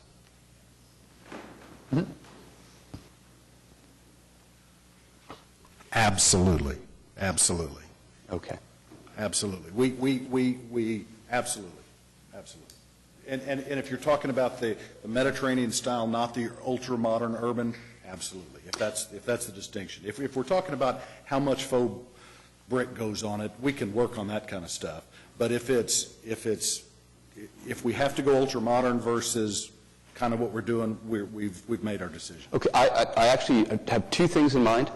One is not forcing you to go ultra-modern, but one is to do less faux, significantly less faux, and the other is on the design of it, where it reads a little, it reads kind of like a box on the from the elevations and from the street. And as commissioners and others have pointed out, one of the other defining characteristics in this area is a little bit of cutting up of the masses and adding some visual interest that way. That's my second thing. Is that something that you would be willing to consider? I have no idea exactly what you're talking about. And Well, if so- you're talking about one part coming out here and doing like that's not consistent. I just mean, like, so right now you've got a box. We put some vertical columns in there. We put a round front. We've done some things to break it up. It's not a big, massive, bulky thing. I think it's beautiful personally. That's my opinion. So I would suggest to that second comment, probably not, because I see that it probably doesn't work. It probably doesn't work, what I'm interpreting you're suggesting. Okay. And my suggestion, maybe just like pull in a wall upstairs so it's not just 4 planes. You know, I would say if you look at the previous application, you will see that some of that has been done. Because on the previous application, the front went straight up. It was more of a box. And in this current one, actually the front entry's been stepped down. The columns don't go all the way up. The back part, it has a step in it. It has been actually reduced in mass on the front. I think we've tried to do what I'm understanding you wanted to do, but how far we've gone, that's about as far as we can go without making it smaller, which doesn't work for our use. Yeah. Okay. Thank you. And if I may, let me ask one thing, because I understand you asking for more information. I get that. But I'm really only hearing, and please correct me if I'm wrong, I'm only hearing really 2 parts that we need information on. One is that front wall and iron fence on top, and the other is the elevation in the back at the wall. What other information would you guys want to be able to, do you feel like, to make a decision? Have I missed something? I don't think you have, but I'm trying to address Mr. Box's point, which I think he was trying to say, here's the information you might want, but if you get that, does that fundamentally change your decision? So what I was trying to do is flip the question and say, what things might fundamentally change our decision, and then you all can decide whether those things are worth pursuing or whether you want to go another route. Okay, well, I guess where I was going with that was, if it is only those couple of things, I mean, I think we've talked about it here, and we can make decisions right here that go on the record, and it's done. That was where I was going with that, Okay. just to get you the information you need. Okay, excellent. Thank you. Questions, comments? But do we owe it to the homeowner to give him some direction? I think the question that the attorney posed is a legitimate question that we should answer, because I would hate to go through this exercise myself if it turns out to be a moot point. I agree with that. I think that would be a worthwhile exercise. So for me, my two, assuming we can work out the wall/fence, my two issues are the amount of foam material and the lack of visual interest by breaking up the box-like structure. Okay, to that, let me... Not pulling back on square feet, just being creative with how we're maybe tiering things and that sort of thing. Give me an example on the foam material. When you're talking about that, I'm a little bit, what do you mean by pulling back on that? Is it necessary to have the plaster and the brick and to try to make it look like an old Tuscan villa? I would say to achieve what their mind's eye sees and their dream has, yes.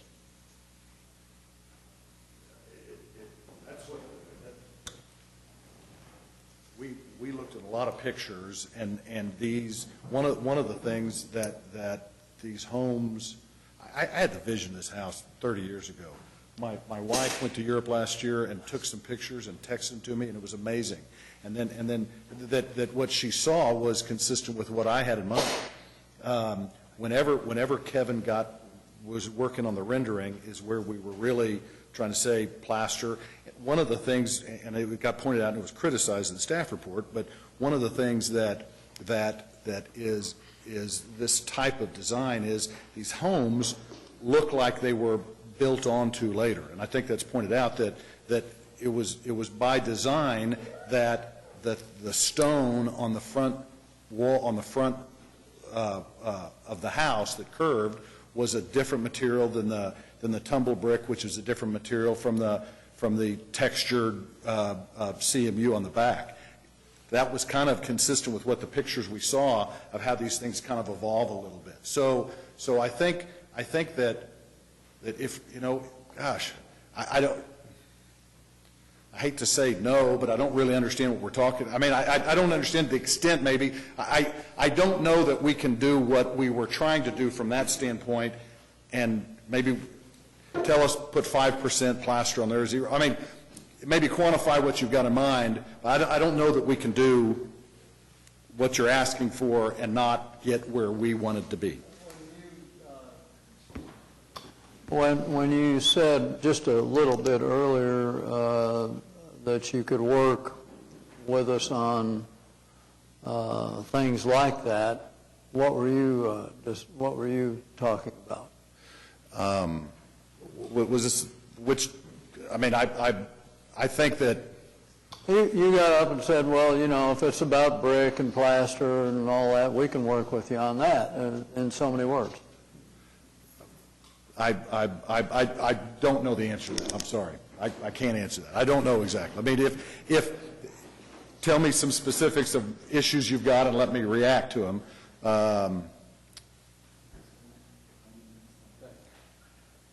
To me, this, I mean, I hear what you're saying about this being your dream house, and you've had a vision of it for a long time, and that isn't, I mean, our role isn't really to agree or disagree with your vision of your dream house. Our goal is to figure out whether or not this fits within the character of this neighborhood. And in a lot of different ways, for me personally, even from what y'all have said, the examples of the character within the neighborhood fall within one of two categories, either historic home that is still there and has been restored, or is continuing to fall down and waiting for someone to do something with it, or a contemporary, modern design. There really isn't much else in that area besides those two different categories. And to me, Mediterranean style is very appropriate for some areas, but I don't know necessarily that it would be within the character of this particular neighborhood.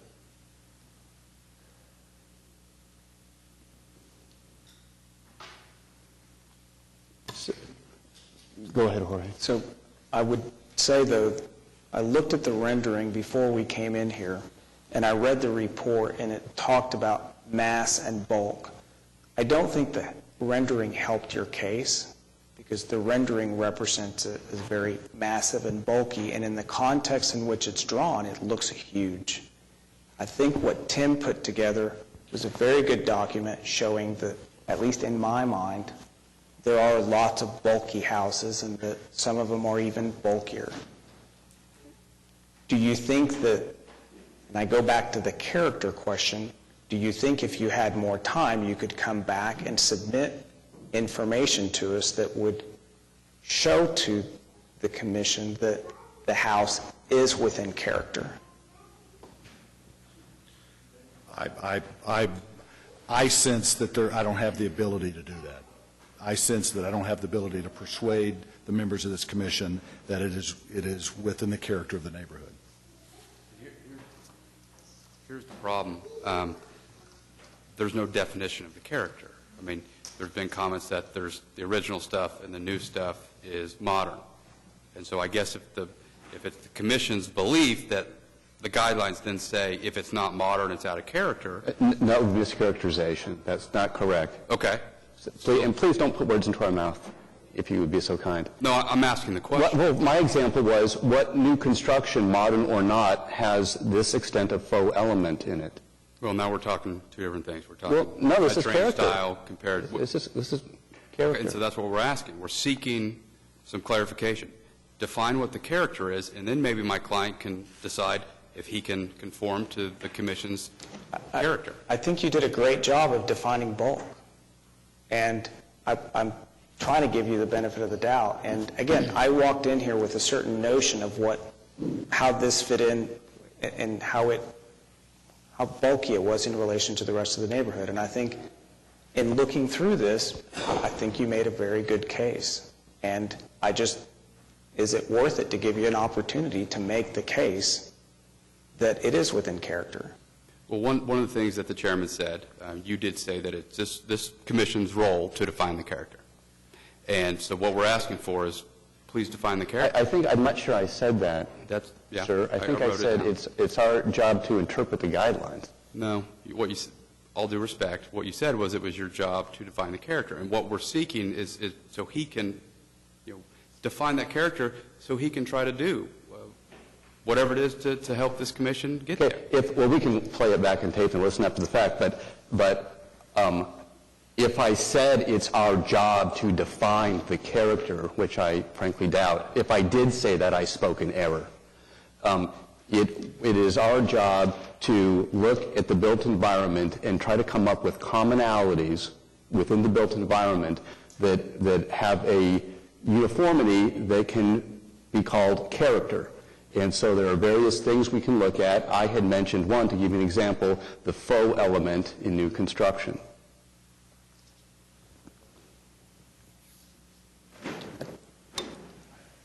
And I would say, hypothetically, if there was a specific concern about the plaster on the brick, for example, and if I hypothetically would say, yeah, I'll take that out of there if you'd approve it, I don't sense that I'd get the approval. So that's what I'm saying about taking the time to deal with some of the little detail issues. If you guys don't think it's consistent or in character or whatever it is, then it's not. My questions are, I'm speaking for myself, so I can't speak for anybody else, but it was, again, you've made some good arguments, and would additional time help you? And I'm hearing no. I don't think so. I don't think so.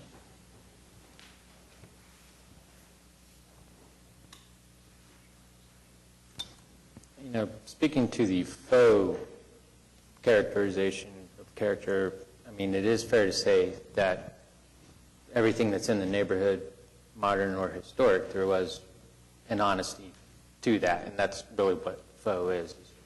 We're recreating false history with this. And so, you know, is it at a time? Is it new or not? That is really what faux is. And so is there a willingness to eliminate the faux elements?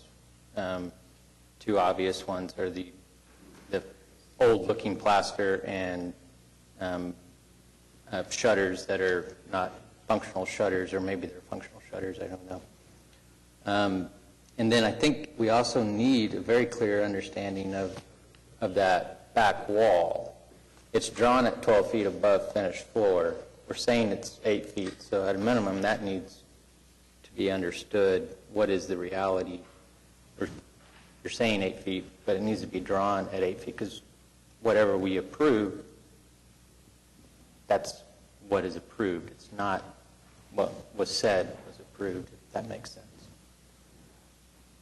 And then I also have concerns that we're talking about 3 years ago versus now. I don't know the extent of it, but I know that the guidelines have changed to some extent from 3 years ago. So it is a little bit different to be looking at it now versus then.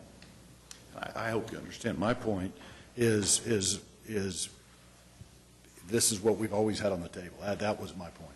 And I think the faux elements, and I appreciate you being specific, seriously, if the issue is the faux elements of a Mediterranean style, that's probably something I could work with. If it's the faux elements of a Mediterranean style, then I'd say, gosh, let's work on it. If it's a Mediterranean style that you don't think fits in, then I'm saying, what's the point? I think that's helpful. I think the other thing that was asked and pointed out is, you know, if we can get some sense of scale of that building as it sits on the street, that's one of the, I think, is a major issue, and how we can modulate that so that it's not a fortress. Yeah, and I think maybe a way to... And you can show ground lines, and you can cut sections through. I understand. You know, it's not difficult. No, and you're going to have to do it anyway. Yeah. And the fact that the grade changed somewhat because of the alley is why that hadn't been addressed. I'm sorry, did I? If I could, real quick, while he's thinking about that, if I could have staff point out where in the guidelines the use of the word character is found, just for our purposes, that might be helpful.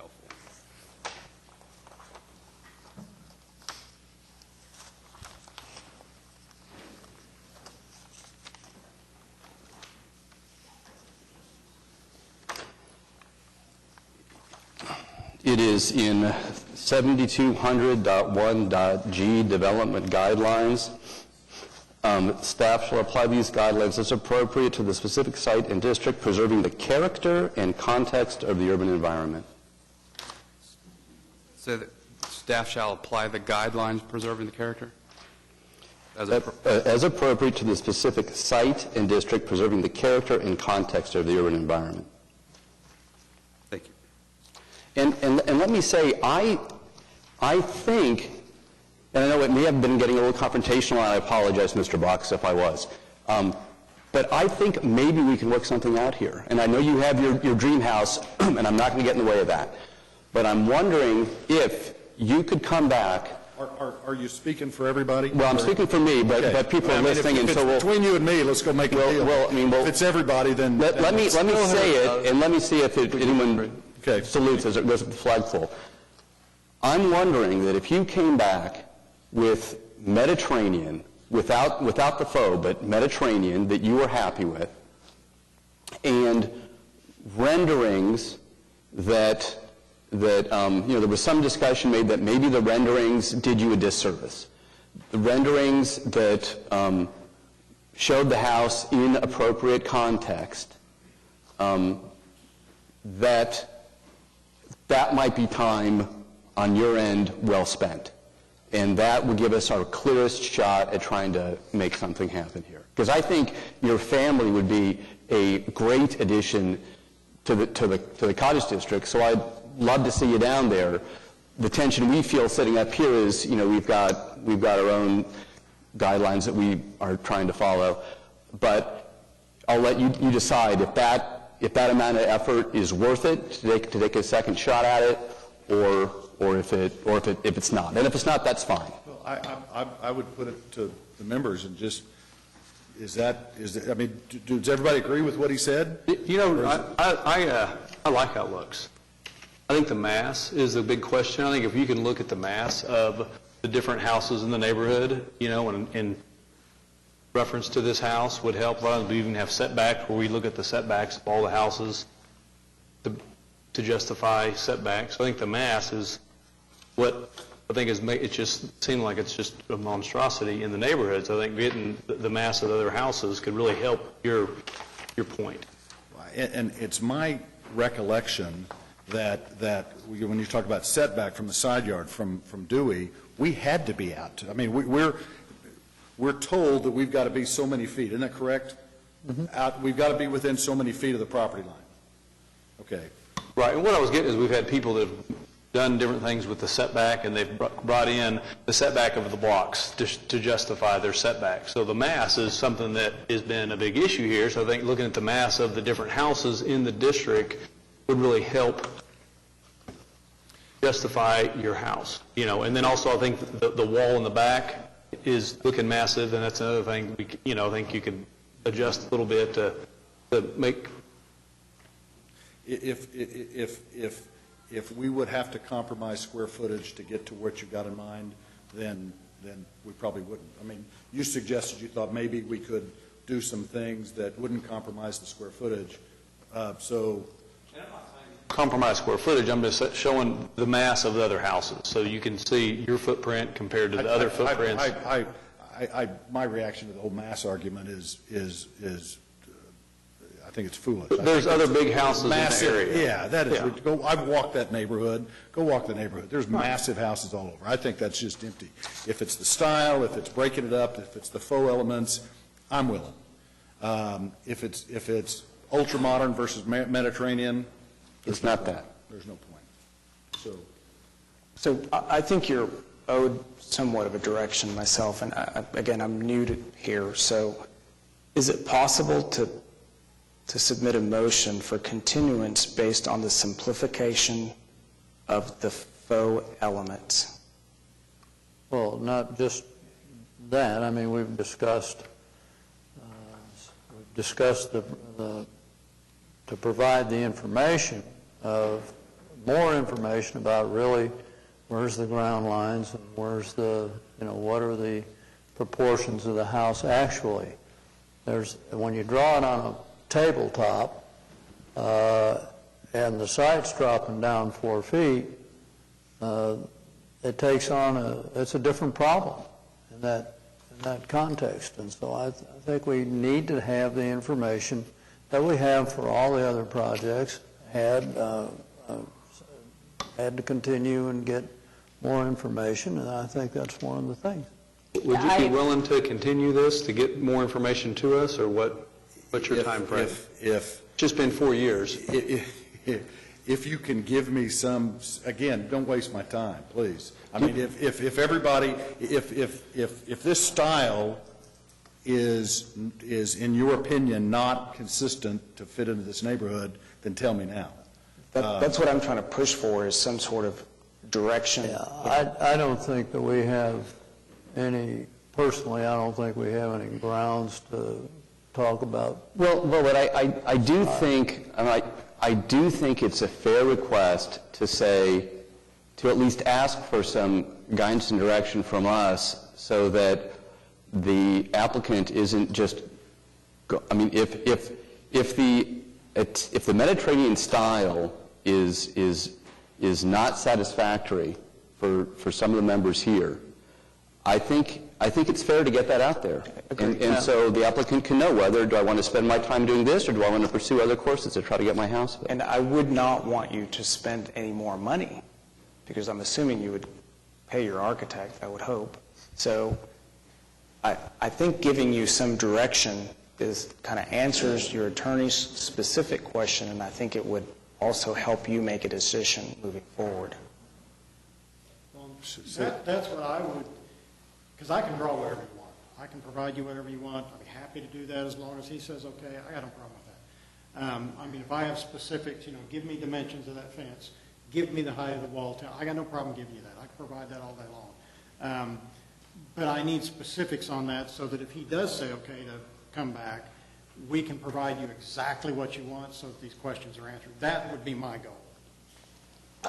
And if, though we're still at this basic, somebody doesn't like the way it looks, for lack of a better statement, we're going to be going nowhere. We're going to be spinning our wheels. So that, including those specifics, I'd like to know about that too. If there are minor things that could be done, I'm sure he wouldn't have a problem. But it is what he wants, and so without specifics, we can't really address that. Does that make sense? Well, totally. Yeah, I think you guys, is it unfair for me to say, is Mediterranean okay? Can I ask that? And so I do ask it. If you guys tell me that will, I agree with you, the height of the fence, kind of how we get our grades, and the faux element, we could probably do that pretty easily. But if a Mediterranean style is not going to be something that you can support, please tell me now. Can I just interject a few items from staff? Jorge, yes, it is absolutely appropriate to propose and discuss a continuance based on specific items. What I have heard and what George tried to clarify a little bit ago was, the amount of faux materials, read that as a design that's more towards an honesty of materials, number one. Number two, modulate or break up the mass without losing square footage. Number three, provide more accurate drawings showing the fence height and the grades along the east side and the north side. So those were three specific things. But all that, to your question though, yes, they could ask that, and yes, you could agree to provide it, but that does not guarantee, or should not be inferred to guarantee, an approval at the next meeting. Okay. So. He's not looking for a guarantee. I think, and I appreciate your efforts sincerely to try to help him make a decision. He's not looking for a guarantee, but the threshold question is, if the answer is no to Mediterranean, then we are just spinning our wheels, spending money needlessly to come back and show you all the things you want, if the answer to the Mediterranean is no. And I think that's the threshold question. Not that you do these things, here's your votes, but again, if the commission can't get there based on Mediterranean, we'd at least like to know that. I agree with what you're asking for. So I just don't know the mechanism to provide that. Right.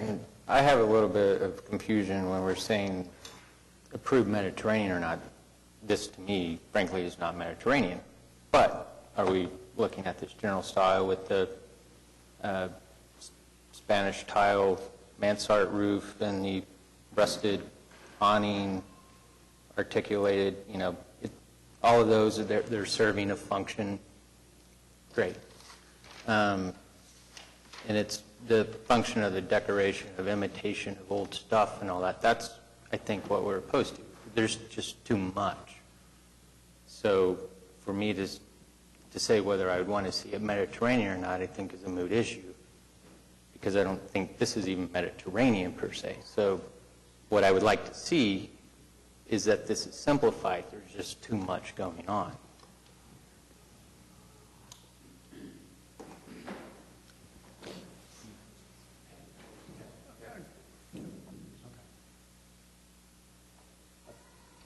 I think we just have to put a motion forward, otherwise we're just going to go around all night. I'm sure you're probably pretty good at reading people and the tea leaves. Are you getting the sense that it would be worth your while to put this stuff together and come back before you give up on us? Honestly, no. Okay. No. And I've read a staff report that, all due respect, I think it's got bias in it and personal opinions that shouldn't be there. I'm not confident whatsoever, all due respect. I trust you, seriously, but I just don't sense a general support for us to try to work on this anymore. Sorry. Okay. Well, that's fair, and I appreciate your forthright remarks. So it sounds like a continuance is probably, we're not going to pursue that. Right. I think it's probably best that, we vote on it and go from there. Okay. But I do appreciate the efforts to try to talk through it, so thank you very much. Okay, well, thank you. And thanks for staying with us. I appreciate you're trying to see if we might work something out. Well, I don't think I like that direction. I think that the guy's entitled to get everything put back together, and I don't think that anybody's saying that he can't do. Are we saying that, does the ordinance back it up that he can't have any of these elements on his house? Well, I think where we're going... I don't particularly agree with it either as a design, but I wouldn't stop him. Once we know that, we can modify it,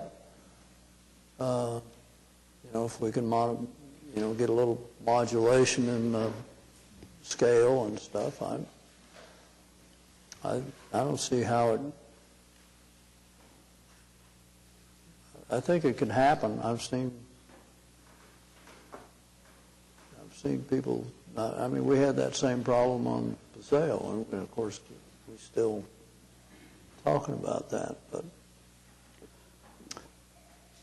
are we really telling this guy no? Well, I think the scenario that I think is being set up here is that the applicant has his eyes set on his dream house and his dream location.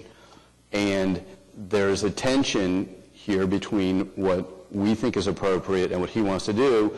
And the applicant can either choose to continue and try to work through these issues or not. And I believe that the applicant doesn't feel that there is enough of perhaps a groundswell of opinion that it's worth the investment to do the additional work. And therefore, perhaps the applicant and his attorneys would prefer that we deny, and then they will pursue an appeal of our decision and go that route. Oh, okay. But when that happens, we don't get anything. Well, it's someone, another deliberative body will make the decision. We'll be in charge. Okay. I have a tendency to agree with John and see his point. We've had several. The first item on our docket today came back in front of us 4-5 times with major changes. We've had a number of different proposed projects in front of us that we worked over the course of time to come to something that was agreeable. At least it's a compromise. Is it ever going to be everybody's absolute? Probably not, but that's kind of part of the process here, is to get to a point where it's something that's workable for the neighborhood and in keeping with the design characteristics that we're charged with trying to maintain. So your outcome is? Well, I guess part of that needs to be a two-way street. If there's no real willingness to change, or very, very little willingness to change the design that's here, then it may be a moot issue or an unresolvable issue. But if there's a willingness to work and try and come to some sort of agreement, some sort of adjustments to what's here, similar to what we did with the Paseo property, Guy Utes. I mean, we've done that multiple different times and come to a finished product that people can live with. Yeah, it'll come out better than winners and losers. I think it's fair to say no one up here, and anyone correct me, no one up here has suggested that we are unwilling to work with this. We have made some observations, and those are things that we would like to see. I think the applicant is suggesting that he would prefer that we deny it so that he can move on. Well, this let me ask Mr. Box, ask you or ask the applicant, is it,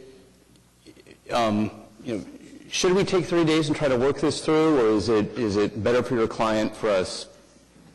What do you think? Because I think we sincerely would want to work this through if you would counsel your client in that way.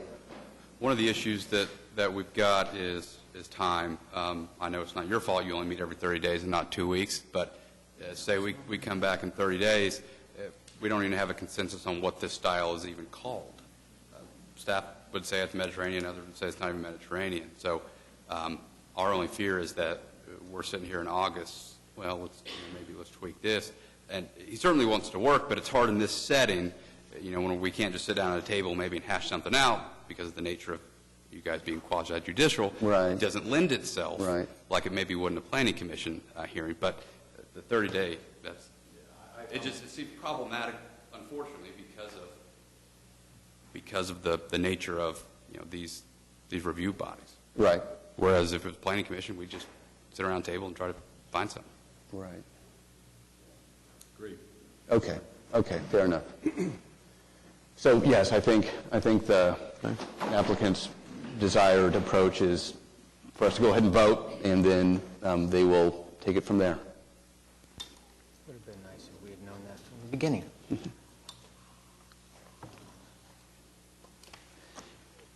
Any motions? Move we deny. Second. Okay, that is a motion by Robeson and second by Charnico to deny the application. I'm sorry, do we give a reason for denial or just a flat? Because I don't know that we've ever denied flat out like this. Based on context? Well, I mean, applicants are usually willing to work back and forth and try and get to some sort of agreeable position, but that doesn't seem to be the case. So we're kind of, for the amount of time I've been on here, we're kind of in somewhat uncharted territory. Do we give a reason for the denial? You have to, because they have to know what to appeal, if they choose to the Board of Adjustment. There are things in the staff report that you could decide are the reason for your denial, or you could come up with a denial of your own, a basis for denial of your own. Can we move denial on the basis of insufficient material to make a decision? I don't think that's a point at hand. I think the context allows them an avenue to go back and appeal it elsewhere. If we speak about additional materials, I think it's going to create further problems for them. If that is the basis for your denial, then that's what the Board of Adjustment will look at. And their decision will not be on the things you think it might be. It will be on that point. They will also then, without your recommendation on the other part, which has to do with any variance that might be needed for any other work that they might intend to do further, then they haven't heard from you really on your particulars about the application if you say there's just not enough information. Because they'll look at it, they'll look at the DVD, they'll read the staff report, they'll hear all of the information that you heard, and their decision will be whether or not to agree. Okay. Through this discussion, I think there have been two major issues that we've discussed in a good amount of detail of both of them, one being the massing issue, the size, just the bulk of the dwelling. The other is whether or not it's consistent stylistically with the neighborhood. I personally, I'm not, I don't know that I have any satisfaction on either one of those two. So is the motion to decline based on the character and the height of the perimeter wall? Does that cover everybody's concern and still allow them? Well, I would cite some of the language in the staff report to state that the project is not designed in context with the area in which it is located, and it is not appropriate to the specific site and district, and does not preserve the character and context of that urban environment. Specifically in reference to 7200.1.g. Yes. And with regard to the massing, it goes way beyond the rear wall or the side wall. To me, that's actually the least of my concerns when it comes to the massing. It's just the sheer percentage of the lot that it's taking up, and the, for lack of a better way of putting it, almost the fortress-like feeling of it. But to me, that's covered under character. I guess it's a little from column A and a little from column B in my mind. The massive walls and things are what add to the imposing feeling of it to me.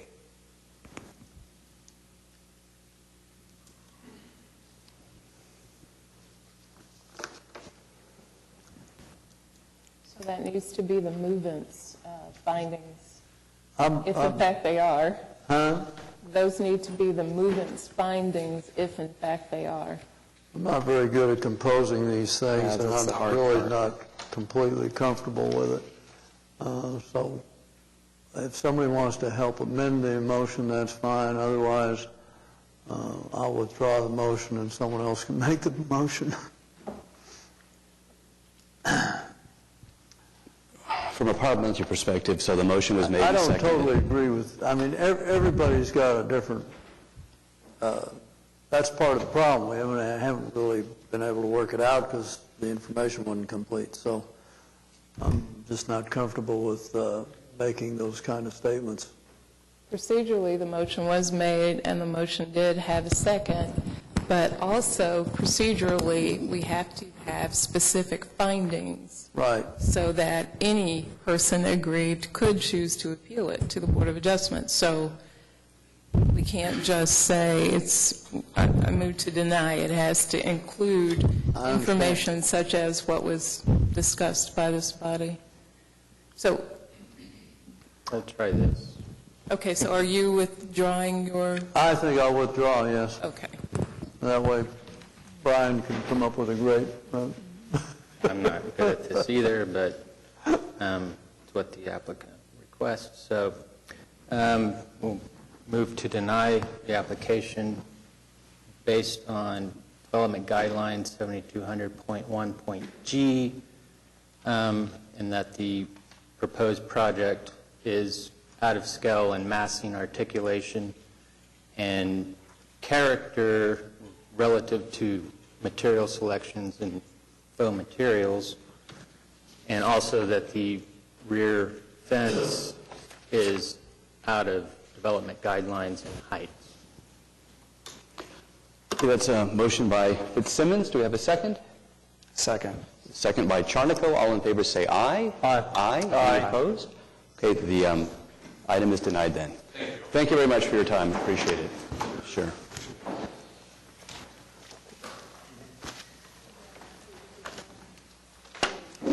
Oops, I'm sorry.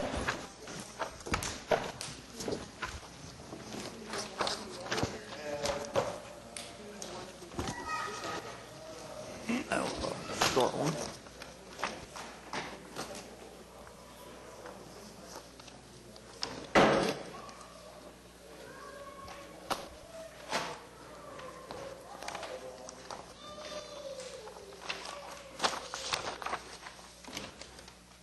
Okay, thank you, Jeff.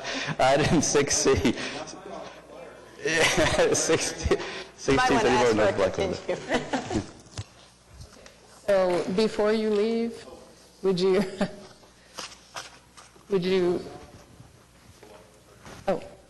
allow the item to be called and then recuse as applicant, recuse from the board? Oh, I'm sorry, abstain? Abstain from the board after the item is announced? I did call the item, but I can do it again. 6C, 1634 North Blackwelder Avenue. And I abstain from the vote.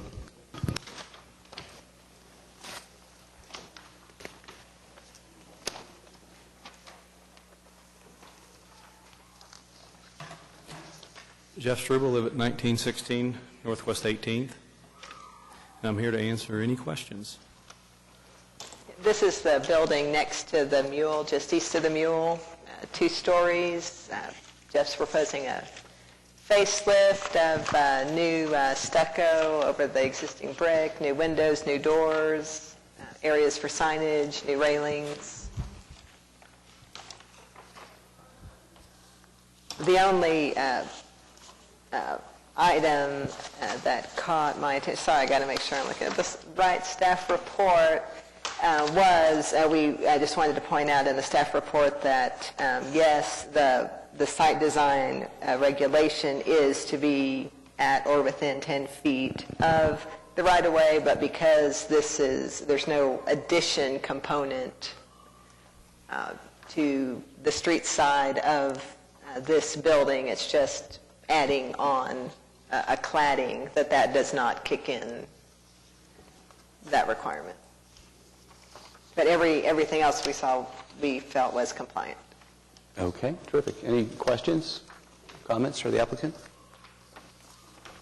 Jeff, is the stucco the color that's in the rendering? Is that the color of the stucco? Real close, yes. Okay.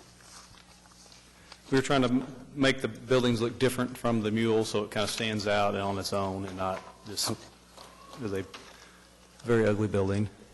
How are you intending to utilize the building? Is it apartments? Well, or- we're looking at retail downstairs, possibly restaurant, and office upstairs. But we do not have any tenants as of yet. We're in talks with people, but we do not have a tenant right now. We sign leases. Apologies, I don't have everything memorized here, but the window materials, that's a metal window? Yes. And will the stucco have, because we've had this issue before, but our articulation, line joints? We do not have lines armed. You'll have some control joints. Yeah, we will. We'll have some, well, and we have a kind of a at the first floor roof line, kind of a trim that goes all the way around that will kind of break that up also. And are you changing the size of any of the existing windows? Or just... We are. We're changing, yes. On the front, some doors and windows, and then we're using some of the existing openings on the side.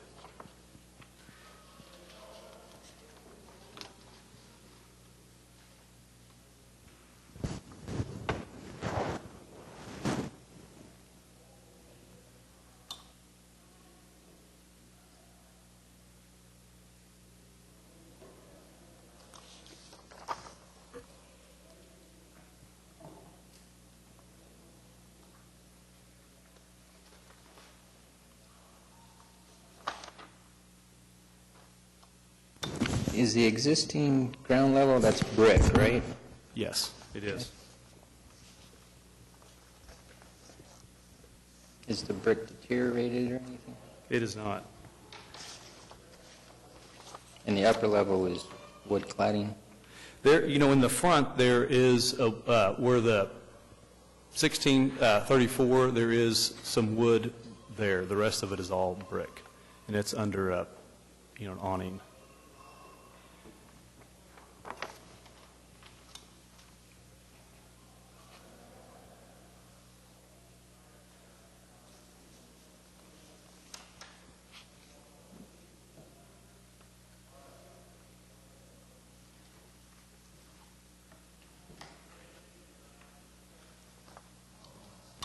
personally worry about it being 100% stucco in the Plaza District.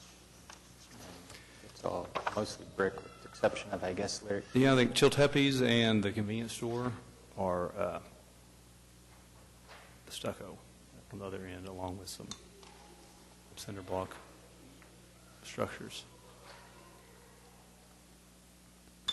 I think maybe to Brian's point earlier, though, if there was some rustification, some more detail shown other than just a big blank wall of stucco, it might help just give it a little bit more, I don't know, character. Mm-hmm. And where do you mean exactly? Like just... Well, the way I'm envisioning this, the way it's drawn, Mm-hmm. I guess I'm not envisioning it. The way I'm interpreting it as it's drawn, it's a big wall of just stucco, and then some some punched windows. You don't have the visual relief that, say, brick would give you or some other material. So in a way, it's the complete opposite of what we were just talking about with the previous house, where there was way too much. In context of the neighborhood here, potentially it's pretty barren, the way that it's drawn.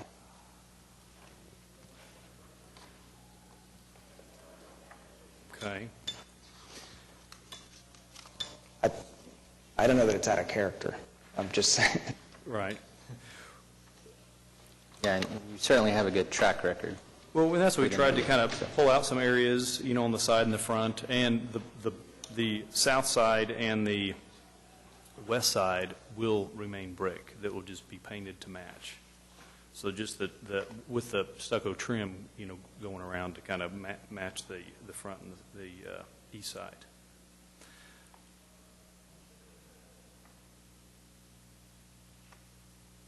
But we could, do some different joints, around, the one to break it up a little bit more. I'm not opposed to, And this is just knowing about stucco materials. What is the application of the stucco? Is it a three-part stucco, or going straight on the brick with mesh or not? And you need the control joints or it will fall apart, depending on how it's put on. Right. And, I have been trying to get with some different contractors, and I do not have that information right now.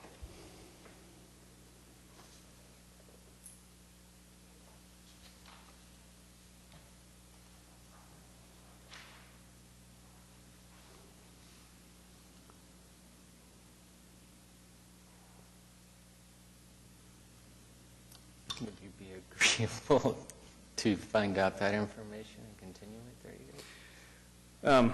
Well, I hate to continue it, but that's something I have been working on, have not, don't have right now. So yes, if that's any way we could have, show the examples to staff, if that would, be an option. If not, I really hate to continue it. It sounds like the stucco seems to be the sticking point. Is there a way to make a motion to approve all but the stucco? I mean, What else is I mean, there's replacing windows and doors. I mean, there's a lot of things, I would imagine, that a lot of steps before you get to the stucco. No, this is true. And also, we don't have a tenant, so I could see there being issues where we might have to come back later, if they want certain things. But we're just trying to put a new face on the building so we can, get somebody interested in it. It's better than what's there now. I don't know how that plays into this. But let me ask, too, is there a form of, Brian, with your stucco question, is there a form of stucco that you, or an application approach that you don't want to see, or that, is it possible to say yes to stucco, but if you do, one of these application methods, and obviously putting control joints and something like that? Now, for example, this is getting beyond where I guess we can go, but if it's applying a cement board and stucco on top of that, that won't work. If it's applying stucco straight to the brick in a thin layer, I guess it will crack the same as the brick. It does need to be a true stucco system, I think, to not fall apart, because brick and stucco will move very We'll differently. be using a stucco system. With We won't just be applying it to the brick or to dirt. Yeah, and even that true stucco system will need some expansion joints, or it too will fall apart. So that's just what I know about stucco. Well, is it possible to make a motion and then make that a condition, or those? All the guidelines say is that stucco is allowed. It doesn't get into exactly what type of system, but obviously that has everything to do with longevity and quality. Right, and we have also required as a condition, like a smooth trout finish and stuff like that. I can't quote the standard, but if I could, we could refer to it. For stucco over masonry and wood, is that what it is? I mean, you're going to have channels and... Right. Yeah. That's means and methods, though, I think, in a way. It's Yeah, either we don't want stucco, to... But that's what we're really worried about, is at least that's what I'm always worried about when someone puts stucco in, is that they've got the right substrate. I think I would be comfortable with approval with the applicant working with staff to identify and provide samples of the final material. Now, whether that material selection has to be continued in and of itself, but the overall design, I think, is a positive thing. I just would hate for it to happen and it last 2 years. Yeah, I don't want that either, because I own the building, and I want to not mess with it again. So no, definitely, I'm good with that. I have no issues with the stucco, but just out of curiosity, the decision to do stucco was to differentiate it from the Mule building, or? Yes. Did those two buildings start out looking fairly similar? Okay. Yes, both very ugly, in my opinion. Well, and it's frontage on 16th, so I just, so I wanted not to just have the same, looks. That's what I was wanting to just try to really have something that, and it's kind of the start of the Plaza District, so, I wanted something that really kind of jumped out and said, this is cool.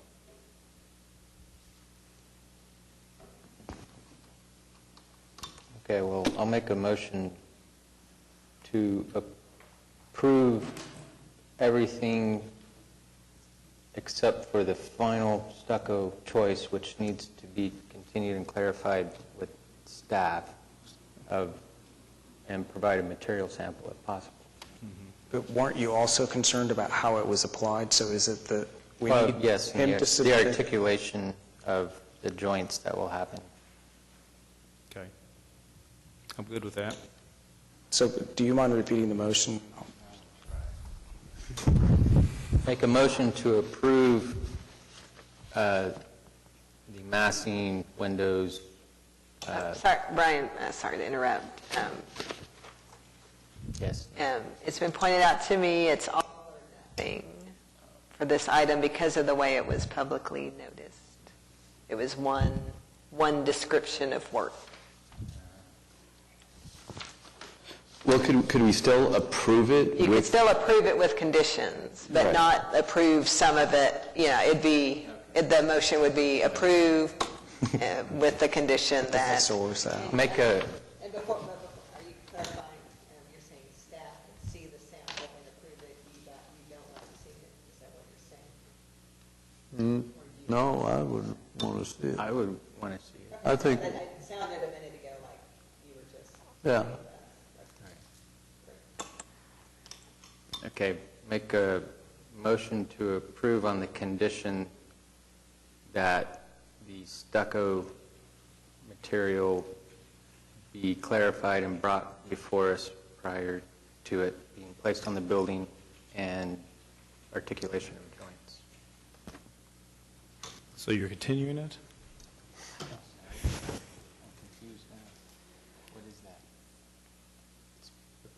I'm confused. Rita, can you help us out here? Yes, what I'm hearing is that you want to see it again.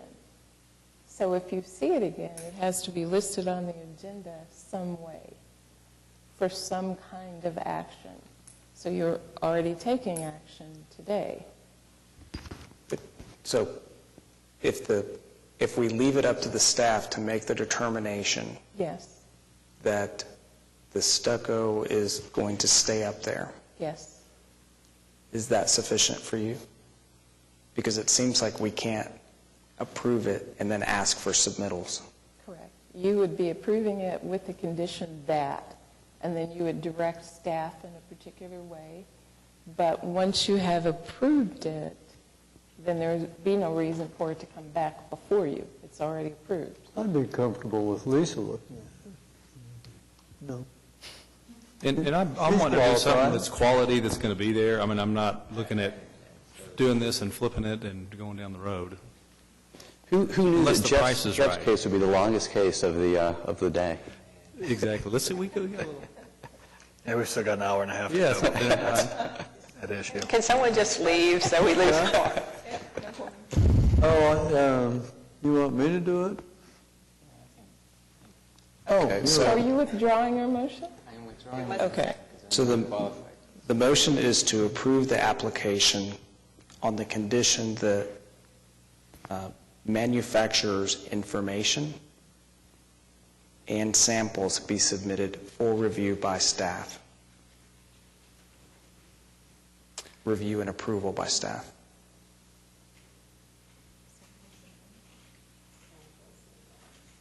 Manufacturer's data or product data.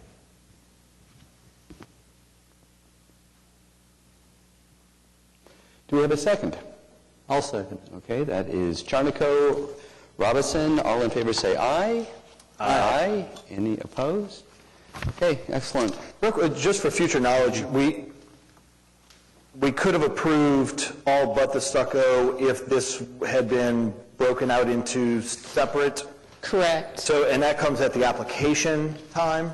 No, that's a staff function. Okay. If staff wants to set it forth as item 1, They're not all apply like stucco, item 2, install 42-inch usually- high guards, and so forth. And that, Sometimes they are. yeah, and that is something we do for HP cases. That is something we have not practiced for the other design review districts. That Well, stucco's always a sticker. To a degree, there is a value to that, especially when you're dealing with brick, because even within UDC, I can't quote the specific part, but if you recall, even the gas station from way back when, that painted brick that wasn't supposed to be painted. And, treatment Yeah. of brick is, and probably should, always be pulled out as a separate item, because that's, in all districts, a touchy thing. So.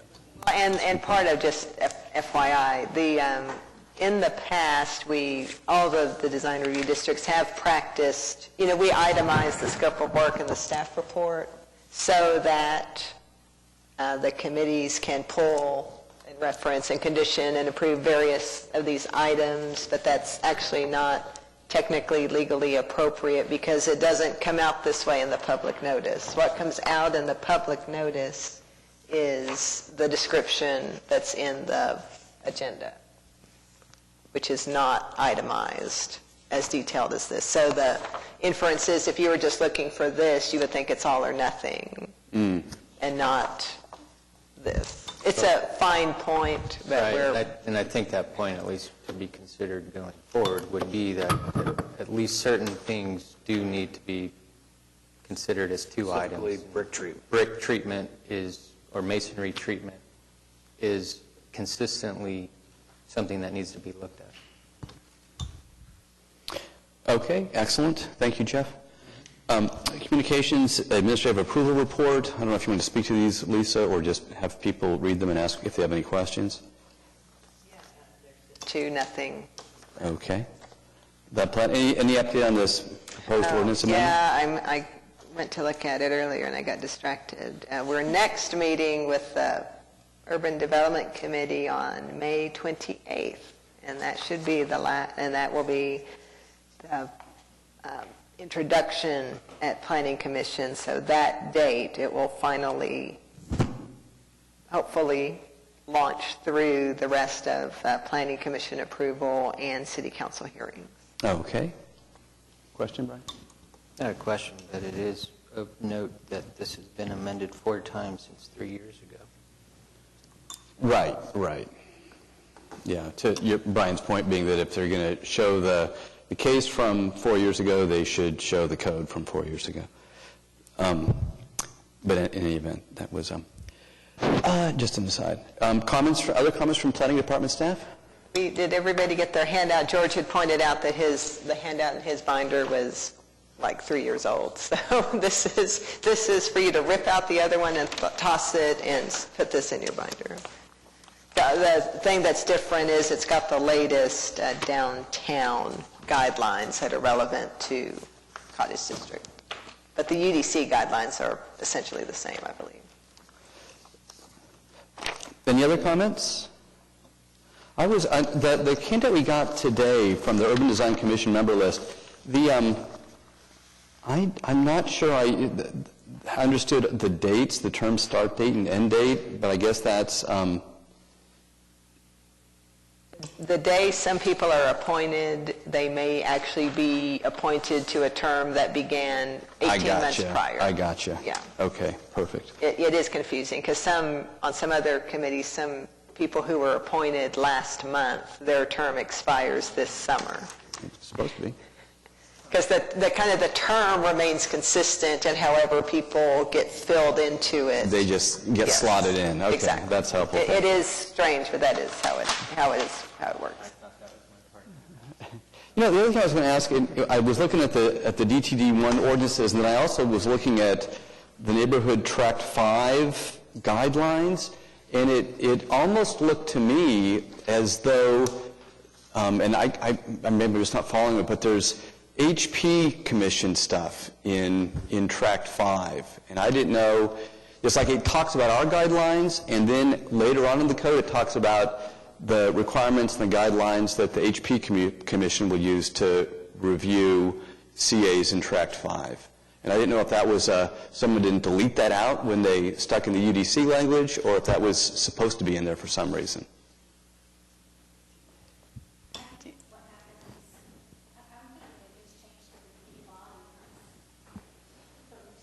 Go online and check it out, because I was like, it just looked, there's like the set of guidelines for us, and then there's like a whole other set of guidelines for HP.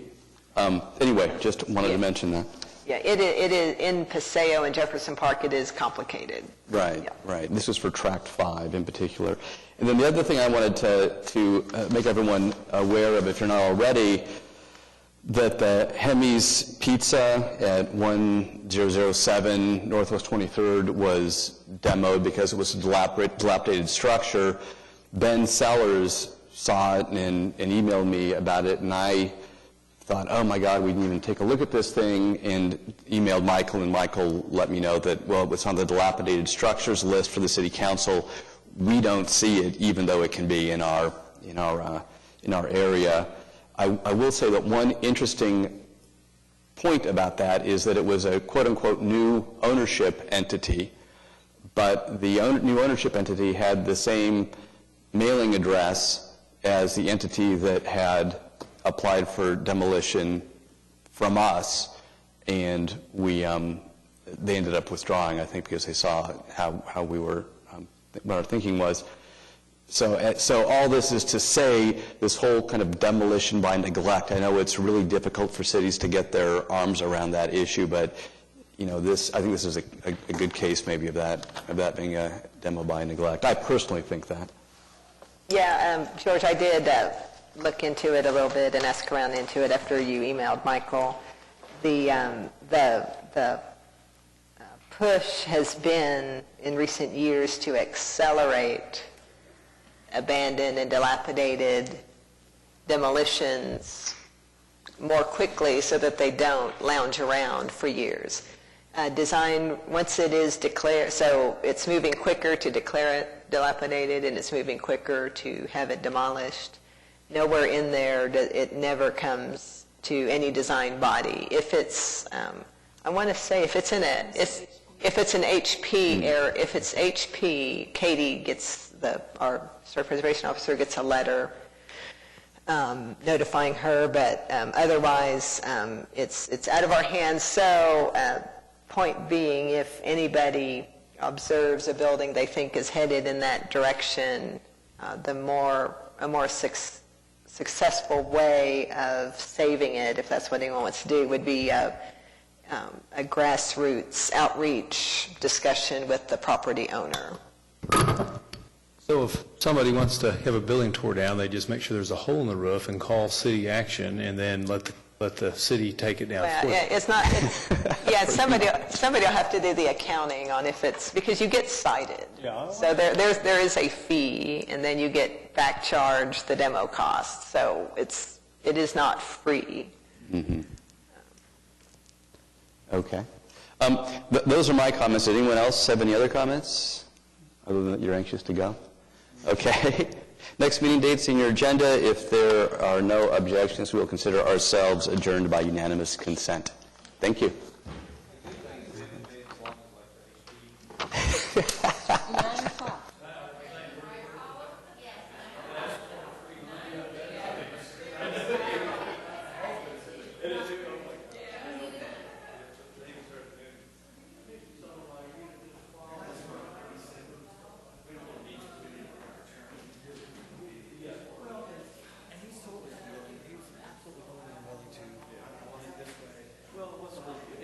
But it seemed like